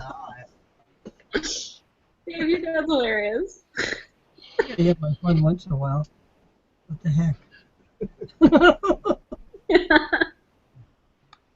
So how is everybody on drugs? Doing good or what? You're doing really well. Smoking a little bit of the good stuff. Well, No, I just took my first employee UA, so that probably wouldn't be a wise decision. Oh, that's good for you. He just got a new job at Million Air, Ooh. which is an air service thing. It's dealing with aircraft. Oh, you can't smoke anything then. No, No, you're cut off. you get tested. You're cut off. Well, you know, when you go on vacation, have a little bit or something. So you can play with airplanes or what? Yep, get to fuel them, get to taxi them, Oh, get to do nice. all Maybe that stuff. you could check out the chemtrail planes, huh? Well, maybe not. You know, it's unreal how many people don't know about that. I was at the VA yesterday, and they're a bunch of big dummies. They don't know jack squat. Yeah, the Vietnam vet. I'm telling them, get on the computer and go to a veteran site and check it out. You're going to get educated. I've seen plenty of footage from Vietnam where they're spraying Agent Orange and they're spraying all of those different. Stuff. I used to take a shower in Agent Orange. Agent Orange, a Roundup. Yeah, I was a door gunner, and the stuff we used to pull security for them, and the stuff would just be spraying in our faces. Oh my God. Dioxin. Yeah, it's unreal. Agent Orange, aka Roundup, because that's what Agent Orange is. It's the same thing. They literally, the nickname for that stuff was the Purple People Eater. Stuff that kill every type of foliage known to mankind. We just took showers in it. I don't know how many guys were sick from it from that, but I got lucky. It never affected me at all. Like they can't find a trace. Yeah, I'm part Martian because he's not human in the first place. Really? Oh, hey, put your antennas back down. That's why he wears a hat. So his antennas don't pop out. I don't know if you've ever seen that old skit with My Favorite Martian. Really hilarious. He had these antennas that would pop up out of his head. Yeah, it's that antenna scraping that causes the early balding, you know. Yeah. Just the rubs against there. And just, I thought that was because you were using sandpaper to keep your hair short. Ouch. Yeah, I'm catching up with you, so. No, I look at that. I gotta catch up with him. No, he can't catch up with me. No, I use sandpaper to keep my testicles. Use more ketchup. That's what they tell me. Gross. Rub your head with ketchup. It's supposed to make your hair grow back. Really? Use sandpaper. Hey, he'll be a redhead. use sandpaper to clean your testicles. It invigorates better than Viagra. Really? Yeah. They do that on Mars? Give it a try. They do it on Mars? You tell me, you came from there. Hell, why don't you just use one of them electric sanders? It's easier. Yeah, this is a great conversation to have. It's all David's fault. He's the one that brought it up. Yeah, Dave's gross. I know. I've been friends with him long enough. He's totally gross. Yeah. He'll tell you just about anything you want to know. That's how gross he is. I've got my gross national product right there. Well, you know, when you sit on your brains, that's what happens. There's no other way around it. I sit on mine all the time, keeps them warm. He would know. Yeah. I have warm brains in the wintertime. Anyway, we're going to go back to the subject of geoengineering now. Okay, go ahead. I'll leave you be. I'll be you leave. Yeah, leave me butterfly. Yeah. Too. Why are you wearing sunglasses? Is it too bright in here? Because I can. Because we were all wearing our sunglasses. We were all wearing glasses. Oh, really? Katerina even had hers on. She had a hat on. This is the new thing, huh? Sunglasses. Just because we can. Oh, I'll have to think about that. Think about it on the can.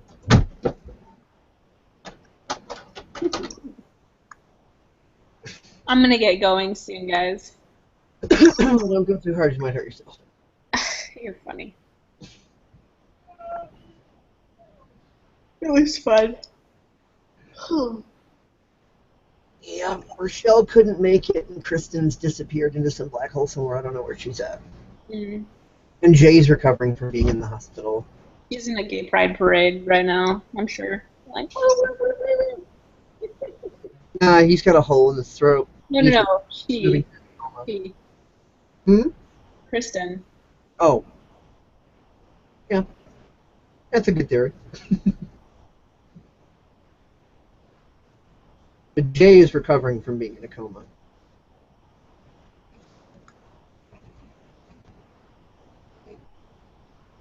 Mm-hmm. Mm-hmm. And we are recovering from my dad. Mm-hmm. So anyway, Rich, you were saying prior to our unscheduled intermission. Well, it was kind of a synchronistic intermission. He just starts randomly talking about Mm-hmm. geoengineering. Yep. Oh, it's just, I've grown up in aviation my whole life, so I mean, personally myself, I mean, I'm, just totally on the fence, when it comes to chemtrails or how they're doing it. I know they're doing it. They're obviously doing it because they're aviation experts coming out and saying they're doing it. They're doing it, but I've always kind of been, on the fence of, mainly it's just kind of seeing the trails of those white puffy clouds. I mean, is it aluminum that causes that? Is it just standard jet fuel itself? Is it, I mean, there's all kinds of different, the atmosphere is a very moist and, flowing type. It's almost kind of like an aerial ocean. It's, there's moist pockets of air, there's dry pockets of air, there's warm pockets of air, there's cold pockets of air. Moisture does stuff in the air, when an engine's, contrail condenses and hits the atmosphere, it expands and, leaves this trail, kind of like taking a breath, but, I'm just, I just have a lot of questions still kind of around the whole premise of, is what they put, is aluminum particulate, are aluminum particulates the cornerstone reason that, we see one trail go from one end, or a trail go from one point at one side of the horizon all the way to the other side of the horizon, or is that just the fuel doing what fuel does? Or, is there another equation here? That's just my main question. I mean, I totally believe that, without a doubt that they are doing, geoengineering, in multiple different ways, whether they're contracting private companies to do it with their own specially modified aircraft, or they're putting it in the jet fuel, or the military's doing it in their own private experiment studies, that nobody really knows about because it's top secret. I mean, there's all kinds of different ways that they could be doing it. When me and Dave first talked about it, I was one of those, rather traditional skeptics of, oh, if they're going to be doing it, it's only going to be in one fashion or one form, or, it's only going to be these certain things only that's going to allow it to happen, But really, when you think about it and who the elites are and how they do things, they can do multiple expressions of the same exact thing, and you wouldn't even know about it because you're too busy arguing over the semantics of the situation as to how or to why or to, to whatever reason, it's just, you know. Yeah, if the truth movement would stop bickering and bitching about exactly how 9/11 is done and just accept that they all agree on the fact that it was done, then they could open up an investigation and find out what was what, instead of bickering about, no, it was this, no, it was that, no, it was that, when chances are they're probably all right, because a little bit of each element was used simultaneously just to get people fighting and thrown off track.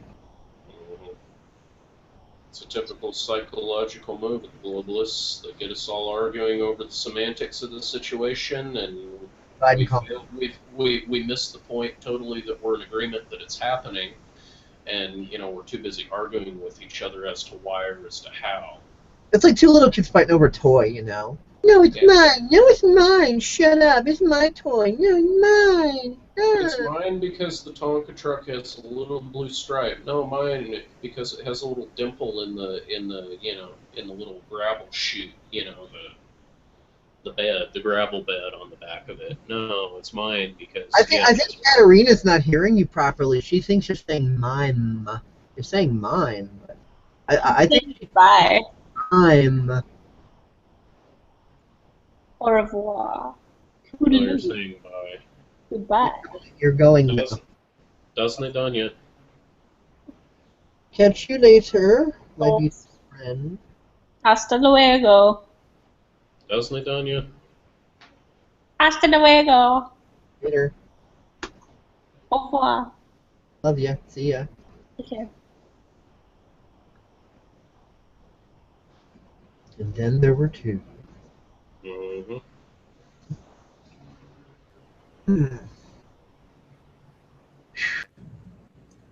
Man, I'm just squirming around over here like a wiggle worm and coughing stuff up because my body's just in retaliation because the local gas station had all this really healthy stuff on sale. I mean, I eat pretty healthy as it is, but I don't really like the taste of straight water, and so pop or soda, whatever someone wants to refer to it as, that's the thing I tend to drink. Dr. Pepper mainly, or Cherry RC, things like that. And I went into the store and they were all out of what I would usually get, but they had all this healthy stuff on sale. So I'm like, okay, well, that's cool. Looks like a synchronicity to me. I'm always talking about health and stuff. Maybe this is the universe just letting me know to take it to the next level. So figured, why not? Interesting little experiment. So yeah, I guess I'm getting cleared out, my ass kicked, whatever. It's like every fiber of my physical being is in freaking retaliation. I had the mother of all freaking migraines last night. Ugh.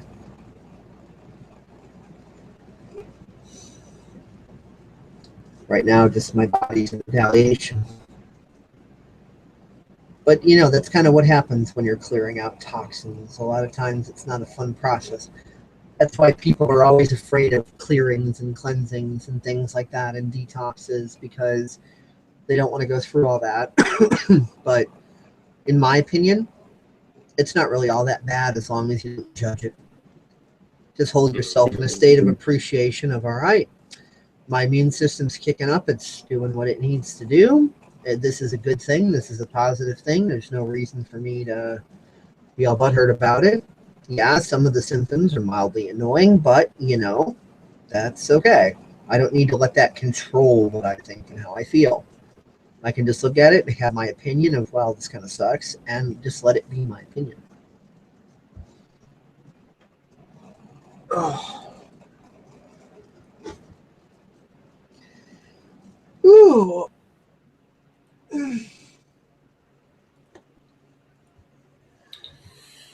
Yep. Yeah, I don't think there isn't a part of my body that hurts right now. I mean, even though I don't have a migraine, I'm still hurting everywhere. Yeah, it's just a sign of detox. Yeah. I've been going through that off and on lately. Yep. Sometimes detox feels good and sometimes it don't. Like if you start taking dead sea salt so that calcium and magnesium balance out, that actually feels good. You can just feel that rejuvenation inside of you. It's like, oh yeah, that's working. That's awesome. I feel things stabilizing. But that's just creating a stabilization. That's not kicking out a toxin. When you've got a situation where you're kicking out toxins, just brace for fucking impact. Just because it's gonna be a shitty time until it comes out. Mm-hmm. Yeah. So it's just maintain yourself in as high of a state of being as possible. Not delusionally. I don't mean ignore that you're sick. I don't mean like shun the dark sickness, love and light. That's not what I fucking mean. I mean, you could still be in a state of appreciation while simultaneously thinking, wow, this fucking sucks. You know, you can appreciate things while you're feeling like shit. Only society says you can't. But it's contradictory. You can't do that. Yes, you can. Little kids do that all the time. They're out there having fun while simultaneously talking about all the things they don't like. Little kids do it all the time. It's just we've been narrowed. So we got to kind of get back to that. That's why Jesus says, be like a child. You know, empty your cup of all those prejudices and biases. Allow for a more expanded view. People think that means open yourself up to be brainwashed. No. If you keep your mind narrowed, that's opening yourself up to be brainwashed. It's really interesting. I just found a really good, inspiring photo. It shows this girl sitting on a train in Sheriff Kristen, but it says, in a society that profits from your self-doubt, liking yourself is a rebellious act. Totally. Share that on PSEC too on Facebook. Okay, I will. That's a good one. And it's true. Yeah, what happens when you try to have even a slightly high opinion of yourself, just acknowledging what you are? Oh, you're narcissistic, you're arrogant, you're selfish, you're apathetic, you think you're better than everyone else, you're a dirty, horrible, mean person. When really that's all just slander. The truth is that if you want to share a plate of cookies with people, you have to have a plate of cookies first. Otherwise, you don't got jack to share. And if you have a low self-esteem, you're fucked. You have no plate of cookies. Sorry. There's no cookies. No cookies for you.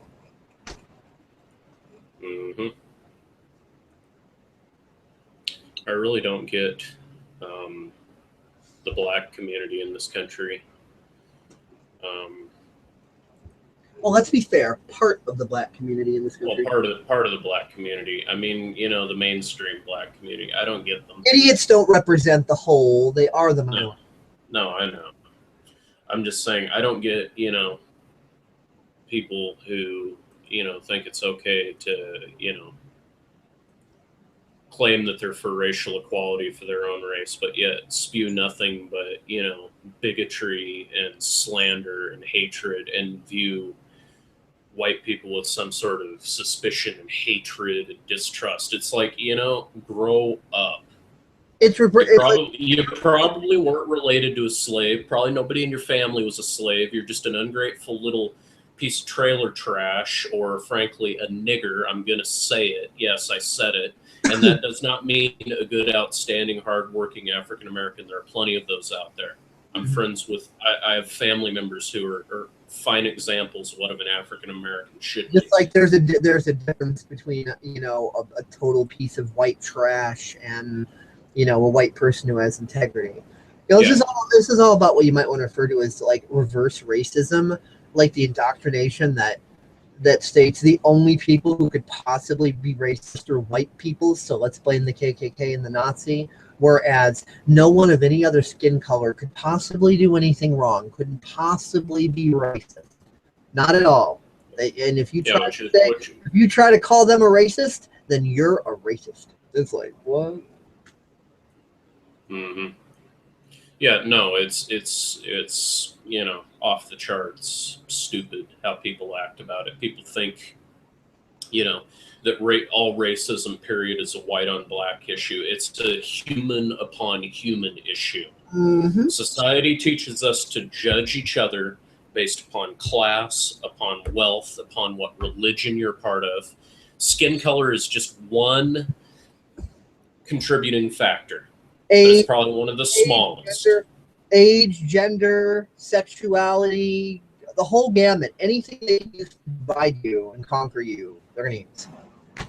Yeah, the elites and by they, behind all of it. I mean the scumbags running everything. I don't mean the average person. Yeah, the elites use all of those factors to pit us all against each other like a bunch of little children, where we're slapping and beating each other up. You know, you got a bunch of pissed off black guys who think they're tough shit but are dumber than a monkey on crack cocaine. You know, and then you got a bunch of white guys on the same side that are dumber than a monkey on crack cocaine. You got a bunch of Asians that are dumber than a bunch of monkeys on crack cocaine. You got a bunch of Mexicans that are dumber. In all fairness, you know. In all fairness, George W. Bush does look a lot more like a monkey than Obama. In all fairness. Yeah, he does. Obama just looks like a whiny little fucking bitch. Now, George W. Bush, he looks like he could be swinging from some fucking trees. Mm-hmm. WMDs. I'm from Texas. I wouldn't mind even a dictatorship, as long as I'm a dictator.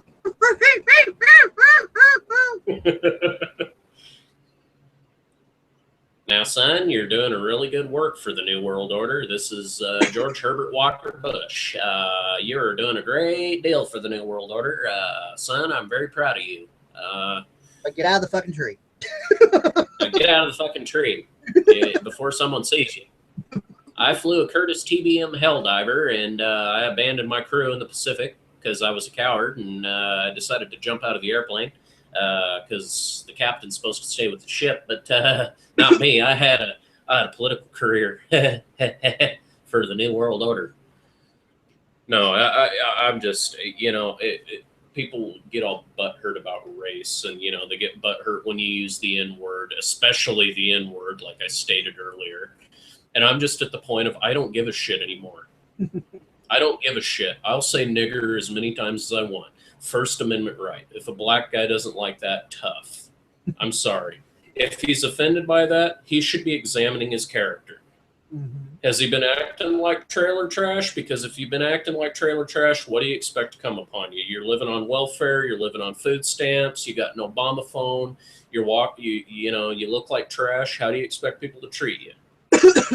Yeah, same goes with white people. You know, you're fucking dumbass, you know, stupid inbred, you know, Southerner who, you know, hates black people just because of their color. And I'm not saying all rednecks are that way. I'm a redneck, and not all black people are hateful. Let me say that right now. I can't tell you how many times I'm going to say that. But, you know, if you're walking around in Walmart with your fucking tidy whities and welfare stamps, and you got a big beer belly, and you're wearing nothing but your tidy whities and flip flops, and you got your girlfriend that's wearing a wrinkly ass Confederate rebel flag bikini, and her tits look like something that got whacked with a sledgehammer and put through a meat grinder.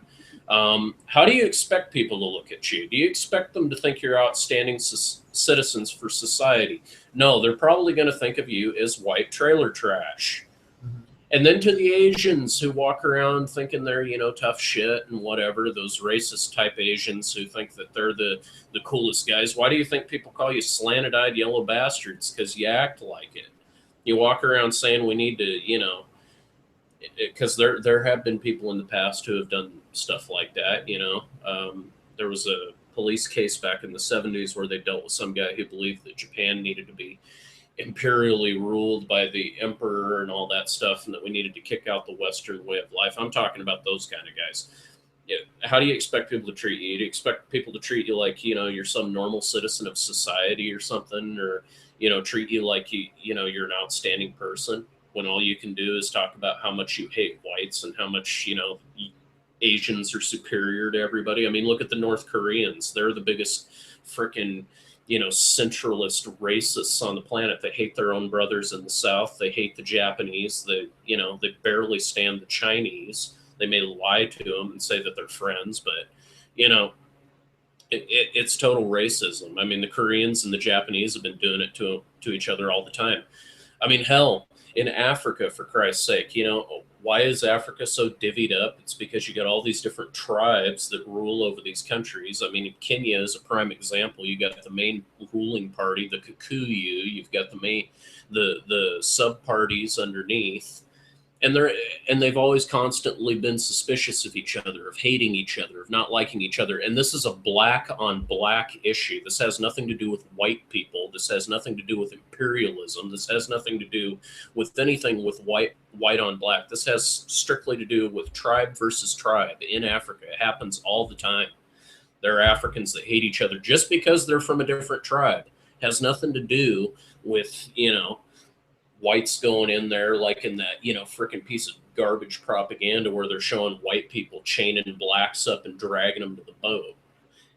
Has nothing to do with that. That's not even a proper analysis of history. That's a total lie that the leftist media, that the media in general, the perverted mainstream media has pushed and said, it was because of us that Africa turned into a backwards shithole. No, Africa, for Christ's sake, has always been, this very harsh tribalistic type thing. None of our introduction to the continent did absolutely nothing to change the balance. There were major empires in Africa that owned slaves from other tribes and, ruled over them like property, and would trade them as property to, the Arabs, and then the Arabs would trade them as property to the... Sorry, I'll be right back. I just need to piss, but I just want to let you know I'll be right back. Just in case okay. Dave, are you there? And there's like nothing, and you're like, what the fuck? I'm just taking a piss. Okay. But anyway, back onto the main subject. It's the same type of thing. Then you have the Arabs that trade them over to, the Americans or the English or, some other European colonial power, and then, use them as slaves. I mean, slavery is a human issue. It's been something that's been going on throughout history. Every race has done it. The Chinese owned, had their own people as slaves. They had concubines. They had, indentured servants. I mean, hell, indentured servants in the New World, in the United States, mind you, and even in the South, were treated worse than, blacks. There were white indentured servants that were owned by Southern plantation owners, and even black plantation owners. There were black plantation owners in the South that owned slaves. Historical record, proven fact. There were actually more black plantation owners than there were white plantation owners. They owned tons of slaves. Some of the biggest slave owners in the South were black that were once slaves, and they took advantage of that system. So it's really not a color issue. It's a human issue. Slavery exists. It still exists. We shouldn't be questioning the deeds of the past. What we need to be questioning is the deeds, should we be continuing this, cycle, or should we be preventing it, stopping it, and realizing that slavery is wrong, that racism is wrong, that hating each other just because we may do things differently is wrong, and realize that we're all fucking human. We're all going to be different. We're all individuals. God created us uniquely in our own right. I'm sorry, but, racism isn't just a white on all minorities issue. That's a crock of shit that the media has thrown out there to say that white's bad, check your privilege. That's a crock of shit. So I need to check my privilege because, there are plenty of people within my race that, were indentured servants. Should they check their privilege because they were slaves to some plantation owner somewhere? Do they have to check privilege? No, I don't think they have to check their privilege. They were treated worse than the black slaves back.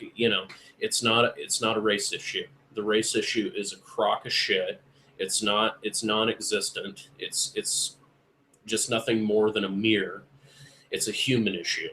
There's still slaves, women treated worse than, slaves in the Middle East, not allowed to drive, not allowed to go outside without a male relative, not allowed to do anything unless there's a male family member involved. I mean, that's still going on. Does anybody question that? No, we're not going to question that issue. That doesn't matter, but we will question, this non-existent issue that's been dead since the 1960s. Why don't we leave it there? Of race, for Christ's sake. I mean, get over it. And I'm saying that to everybody on both sides. Get over it. Get over the race card. Get over the bullshit. Get over the butthurt. It's a dead issue. What we need to be focusing on is why it's still going on. Not something that happened, 50 years ago. I don't care about something that happened 50 years ago. It happened. Obviously, the best path, humanity's taken the best path since then. I know plenty of African Americans out there that are wonderful people, and I love them. They're good people. There are good and bad in every race, every color, every creed, every religion, everywhere, all at once. It's, there's absolutely no need to continue bickering like children over past events that are dead, that are history. I'm not saying don't remember that they happened, but we need to stop fighting with each other. That's what the elites want. They want us to be divided against each other. They want us to be pointing, cannons at each other, getting ready to fire the volley at each other. Quit it. That's what they want. They want us fighting against one another. They want, brother against brother, sister against sister. They want people, pulling out their knives, their guns, or whatever at each other and blowing each other away. That's not what's called for here. People from all sides, all colors, all creeds need to come together and need to realize that, that fighting against each other isn't going to solve anything. It's just going to make things worse. It accomplishes nothing, whether it's Americans versus Muslims, or blacks versus whites, or Asians versus Asians, or whatever metaphors you want to throw in there. That's not going to solve anything. That's just more bickering amongst each other. We need to realize that there are men in power that are using our differences against one another and causing us to fight. What we need to be doing is we need to be, realizing that there's a problem. We need to realize that slavery and bondage, in obedience to these ruthless tyrants is the issue. We need to realize that as humans, we have rights to be free men and free men and women out there. We all have rights to be free and not be under somebody's boot or thumb. We need to realize as a species, as a sentient race on this planet, that, the only way we're going to move forward is when we drop our differences and unite on the things that we do have in common and push towards a better future. That's the only way things are going to get better. It's not going to get better through, one side killing all of the other different opinions. That's Nazism. That's a wet dream. And, unfortunately, everybody's in every corner has been brainwashed with this, societal malware that, we're fighting for God, or we're fighting for righteousness, or we're fighting for some, pseudo fake cause, that because, well, we're the only ones that are justified to feel how we feel, and therefore we're the only ones that are right. Every side is guilty of that. They need to drop that dogma and realize that's not the way. That the way is I'm back, just letting you know. Oh, welcome back. But anyway, the way is to unite together and to push forward and, fight the globalists as a united humanity, not as a bunch of little children who can't seem to get over whether or not, they're gay or straight or black or white or yellow or purple or, Muslim or Christian or, Mormon or Jew or whatever the classification for hatred or fear may be. We need to drop the dogma and unite together on common goals and common interests that will benefit all. That, we can't keep this little bickering going, vote for this candidate, vote for that candidate. We can't, that gets you nowhere. It's a dead end. It's a dead end because all it does in the end is keeps people bickering amongst themselves like little children. The only way to fight the globalists is to not fall for their societal dogma, to stand up against them as a united front. The only way to assured victory is through unified victory, not through, differences and fear and hatred. And, we've got to unite as a species. We've got to unite as humans and not, unify for all of these tiny little secular reasons that are in the end just nothing more than more tiny little factions of Nazism. And uniting doesn't mean singing Kumbaya around the campfire, by the way. Joe can still think John's an annoying piece of shit idiot. It just means, you know, Joe and John have agreed to stop fighting because there's better things to do. It doesn't mean Joe and John have a high opinion of each other. You know, Joe can think John's a motherfucker and John can think Joe's a crazy son of a bitch, whatever. That can still remain, but you're just putting aside the conflict. Exactly. I don't have a problem with people's opinions. I don't have a problem with people's perspectives. I don't have a problem with people's right to free speech. I just have a real problem with people who seem to need to take their views and try to, you know, psychologically project onto others to the point where, you know, people are shooting each other, beating each other up, getting into riots, you know, fighting over stupid trivial things. I mean, really, humanity's at that phase of where we're fighting. Basically, humanity's fighting over a popcorn kernel, if you want to put it into that perspective. Humanity is starving for knowledge, and the popcorn kernel is there, and people are tearing off their little chunks of the kernel and saying, "Oh, this is the only real kernel. This is the only real reality. Fuck your other piece. This is it." You know, and everybody's fighting over. You know, it's really that trivial. It's that stupid. It's that stupid. Whether it's the race issue, the religion issue, or whatever issue you want to classify it as, it's that stupid. It's that retarded. And the elites are doing nothing right now more than counting their money out of their safe and sitting there looking at the masses and just laughing their asses off because people are so fucking caught up in their own prejudices and hatred that they can't stop for a second and realize, wait a minute, it's those bastards up there that are divvying us all apart and making us argue with each other and fight each other. Now, I'm not saying we can't have discussions, and I'm not saying that, you know, discussion shouldn't be allowed. I encourage people of all different viewpoints to come together and to discuss things, even if they're totally on other sides of the equation in terms of viewpoint or persuasion. But what humanity needs to do is to realize that everybody's different, everybody's unique, everybody has an opinion, and we need to learn to accept each other for those reasons. But at the same time, you know, be able to unite on the commonalities that we do have as humans, regardless of whatever semantical opinions or whatever else you want to put behind, you know, individualism aside. You know, if we're going to go from a society to a civilization, we need to learn to cooperate, regardless of opinions or personal views or belief systems or whatever. You know, Being civil. we got to be civil to one another. That's the one thing that we need to unite on is being, you know, civil towards one another, being kind. Then there's the whole peace delusion. People think that peace is defined by everybody getting along, thinking the same, feeling the same, all doing the same thing. But that's actually utopianism, which another name for that is Nazism. Actual peace is simply no conflict.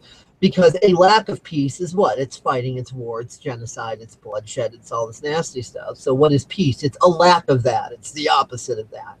So it's simply a matter to agree that, you know, if you don't like somebody, that doesn't mean you have to go and bash their skull in for it. You know, that's what peace is. Mm-hmm. Exactly.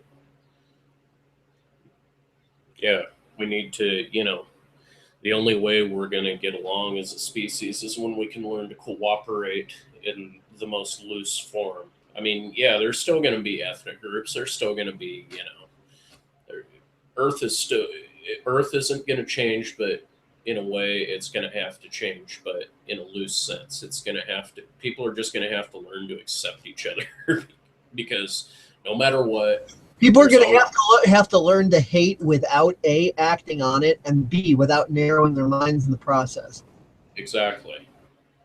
You know, and I use the term hate loosely. I mean, you know, dislike is more the proper word. You know, there's always going to be people in the world that just don't like you for whatever reason, don't want to be around you, don't want to deal with you. And that's fine. You know, I deal with people like that all the time. And to those people, I can say, fuck off. I don't care. Continue not liking me. Have fun with that. Hate me. You know, let it be a drag on you. That's fine. But, you know, humans need to get into the idea of making a difference where they can and accepting the things that, they just simply can't change, because some things in life you just can't change, and that's just a fact. You just got to drop the pieces where they are, accept them for what they are, understand them for what they are, know them for what they are, and deal with it that way. But also realize that we're programmed to think that we can't change anything. So to not go by that and be like, okay, I should accept what I can't change. Well, I can't change anything. I should just accept that I'm poor little me and useless and hopeless. And no. This is not what's being said here. Because most of the things that you think you can't change, you actually can. And most of the things you think you can change, you actually can't. That there's been like a reverse flip pulled on us. We've been made suckers. Mm-hmm. Well, yeah, exactly. I mean, we're currently going through that slow period right now, but you didn't catch a majority of the meat of my rant earlier, where I was talking about all the different forms of slavery and how it's more of a human issue than it is a race issue. But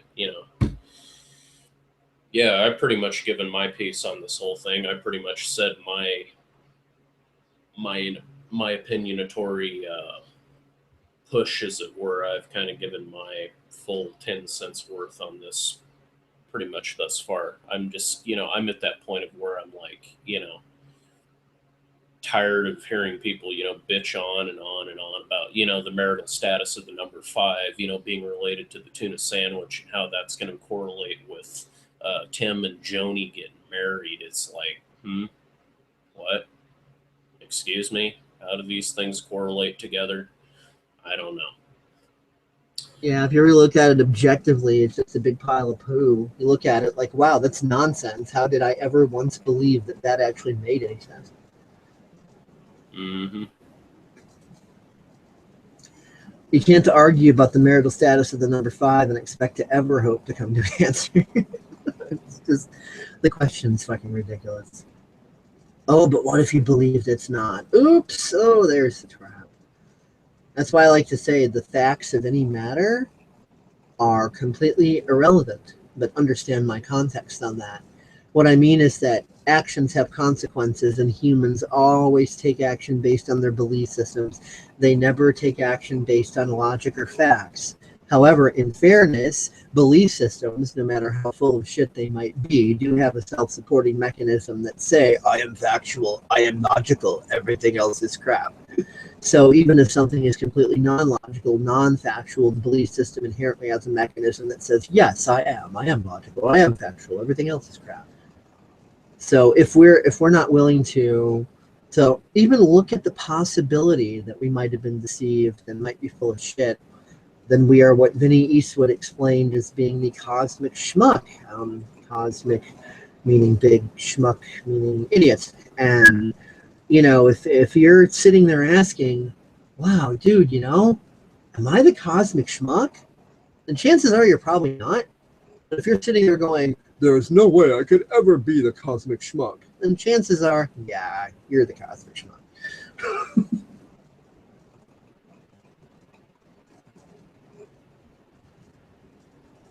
Still here, Rich? Yes, I am.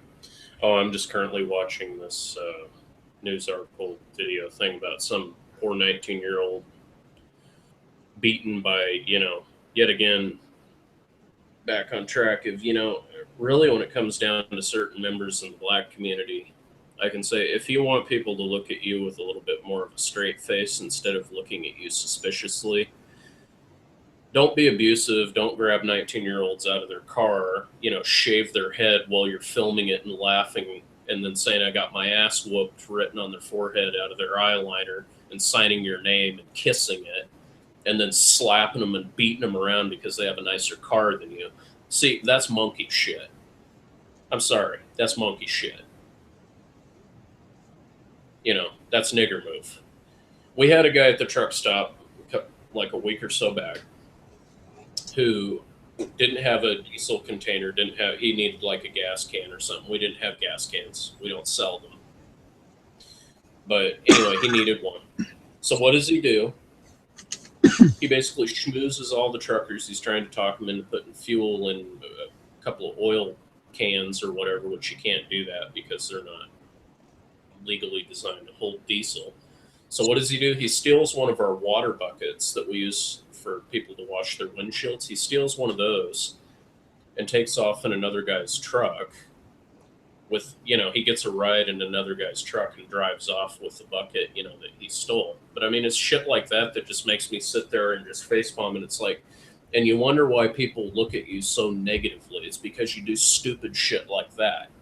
And same with anybody in those minority groups that do stupid crap. It's like you wonder why people treat you like garbage. It's because, well, if you put out garbage, what do you expect to get back in return?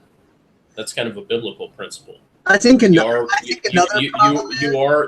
what you eat. If you're throwing bullshit out, you're going to get nothing but bullshit back. And this other video, this black guy beating up this 19-year-old white girl because she's got a nicer car, is just another example to me. Another contributing factor to that is that, even though it's the minority of idiots making everybody else look bad, part of the reason is because the majority of people who aren't acting like that also won't speak up. Well, they're starting to little by little more and more now, but they won't speak up. They won't stand up and speak up and say, hey, that's no, that, So because they're too afraid. Like, oh, I better stay quiet. I don't want to make waves. I don't want to cause trouble. That's none of my concern. Da-da-da-da-da-da-da. All these reasons to keep silent because you're afraid of being bonked on the head. And granted, if you speak up, you might get bonked on the head, but, so what? Just a lesson learned. You might end up learning why you get bonked on the head and become a better person for it. But anyway, that's a part of the problem. So if the majority would speak up against the minority and say, hey, no, these idiots don't speak for us, then everybody else would not, have this stereotypical prejudice racist view. There wouldn't be these stereotypes of, these black niggers and these filthy rednecks and, Bugs Bunny and the Nips making fun of the Japanese and whatever else you can think of. All this wouldn't be there if the majority would be willing to stand up and say, hey, see those idiots? They don't represent us. Just like the majority of Muslims are not willing to stand up and say, hey, see these ISIS idiots? These morons don't represent us. They're not willing. They're too scared. They're afraid if they say anything that ISIS is going to sneak in their fucking bedroom window and behead them. And you know what? I can't tell you that ISIS won't. But I can tell you that ISIS is not going to be stopped unless, you all speak up and say something. ISIS is going to continue to terrorize you.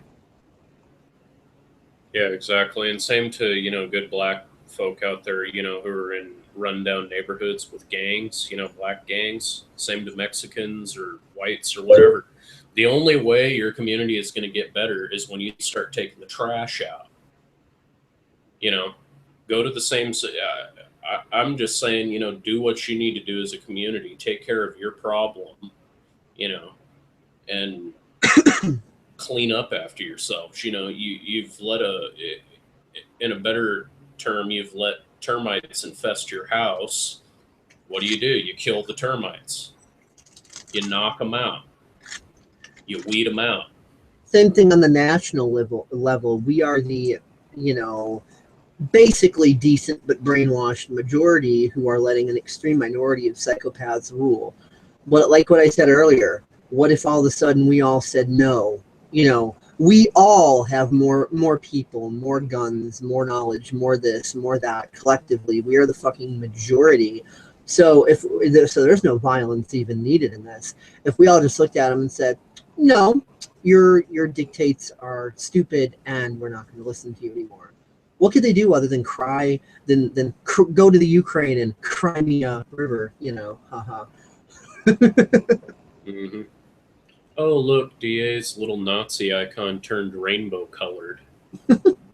Seriously, you can go look at it on DeviantArt. It's funny as hell. Talk about something that offends everyone. Let's bow to the state. Let's rainbowize the partial swastika that we've used as our logo. Yay!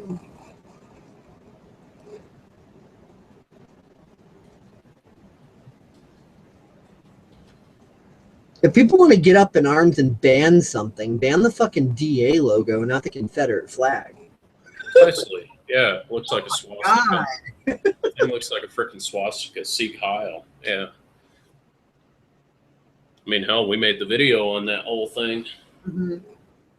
I refuse to use the new logo, and anything I Oh, own. yeah. Yeah.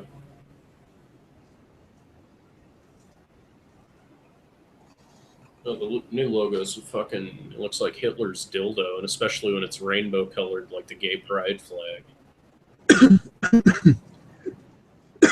Yeah, when you excuse me, when you look at the ending sequence for the newer pre-recorded PSEC episodes, and it's got the little icons for social media stuff on there, you'll see the DA logo is being represented by the old logo. I will not put that piece of shit swastika on there. I just won't. Mm-hmm. Nope. I mean, if I'm joking about Nazis, I'll put a swastika on there, obviously, but not for like a normal all-purpose thing. No way.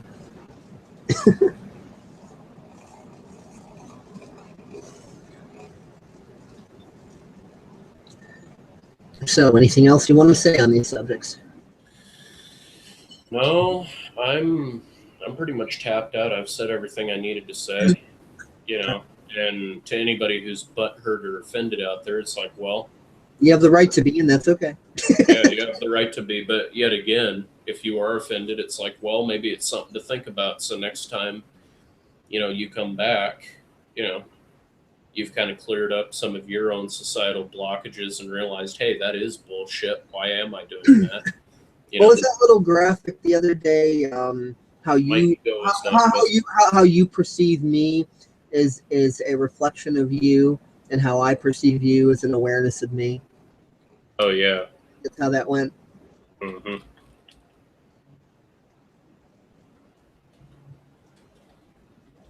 Yeah, totally. I think I've been doing pretty good today, actually, because like my body's in such retaliation. There's no part of it that doesn't hurt. My cellular structure is just screaming. I'm just thankful that I don't have a migraine on top of it. That was yesterday, but today every cell in my body is just screaming. Mm-hmm. I understand why. It's going, where's my garbage? You're giving me 100% nutrition. Where did my garbage go? So it's my cellular structure is like crying like a little bitch. I want bullshit. I want bullshit. Yeah, same thing with drama. You know, remember what I was saying about neuropeptides and you know those chemicals matching frequencies of emotion and being released in the bloodstream, and how corrosive they could be, and they're highly addictive like heroin. You know, what does a heroin addict do to get more heroin? Whatever they need to do. So if you're addicted to a drama chemical, what are you going to do to keep that chemical flowing? Create more drama, sabotage yourself, go into victimization, go into hate, go into self-righteousness and justification and all this other shit, so that corrosive, nasty chemical can keep flowing. And I'm not giving my cells what they want on this. So my cells are like, fuck you. Yeah, exactly. That's why whenever anybody paradigm shifts very profoundly within a short period of time, there's certain neuropeptides that stop getting reproduced, and then the next morning, Rich has kind of coined this as a paradigm hangover, because you're feeling the withdrawal symptoms because there were chemicals your hypothalamus was producing yesterday that it's not producing today. Mm-hmm. Yeah, the hypothalamus is a powerful machine, that's for sure. It's got more pharmaceuticals than your local Walgreens or CVS. It's fucking crazy what that shit's got in there. It's also got the most powerful hallucinogens known on the face of the earth up in there. Mm-hmm. It takes a really high, extremely positive frequency to release that into your bloodstream. But if you do, that chemical is called DMT. It's more trippy than acid. When taken externally, because there are external sources of it, plants and stuff, in the United States, that drug is illegal. It's used in like South America and stuff for shamanic practices and all that. But yeah, I mean, if you could hit a high enough frequency of emotion so that energy running through your central nervous system says to the hypothalamus, hey, release the DMT, doggy. More trippy than acid, or so I've been told. I haven't experienced it myself personally, but oh, and also the high you get from marijuana is also frequency as well. If you could manage to hit that energetic frequency of emotion, then your hypothalamus would release the exact same chemicals that are used to let you feel a marijuana high. Because that's not actually the THC that you're feeling. That's your body's response to the THC that you're feeling. Mm-hmm. Oh, yeah.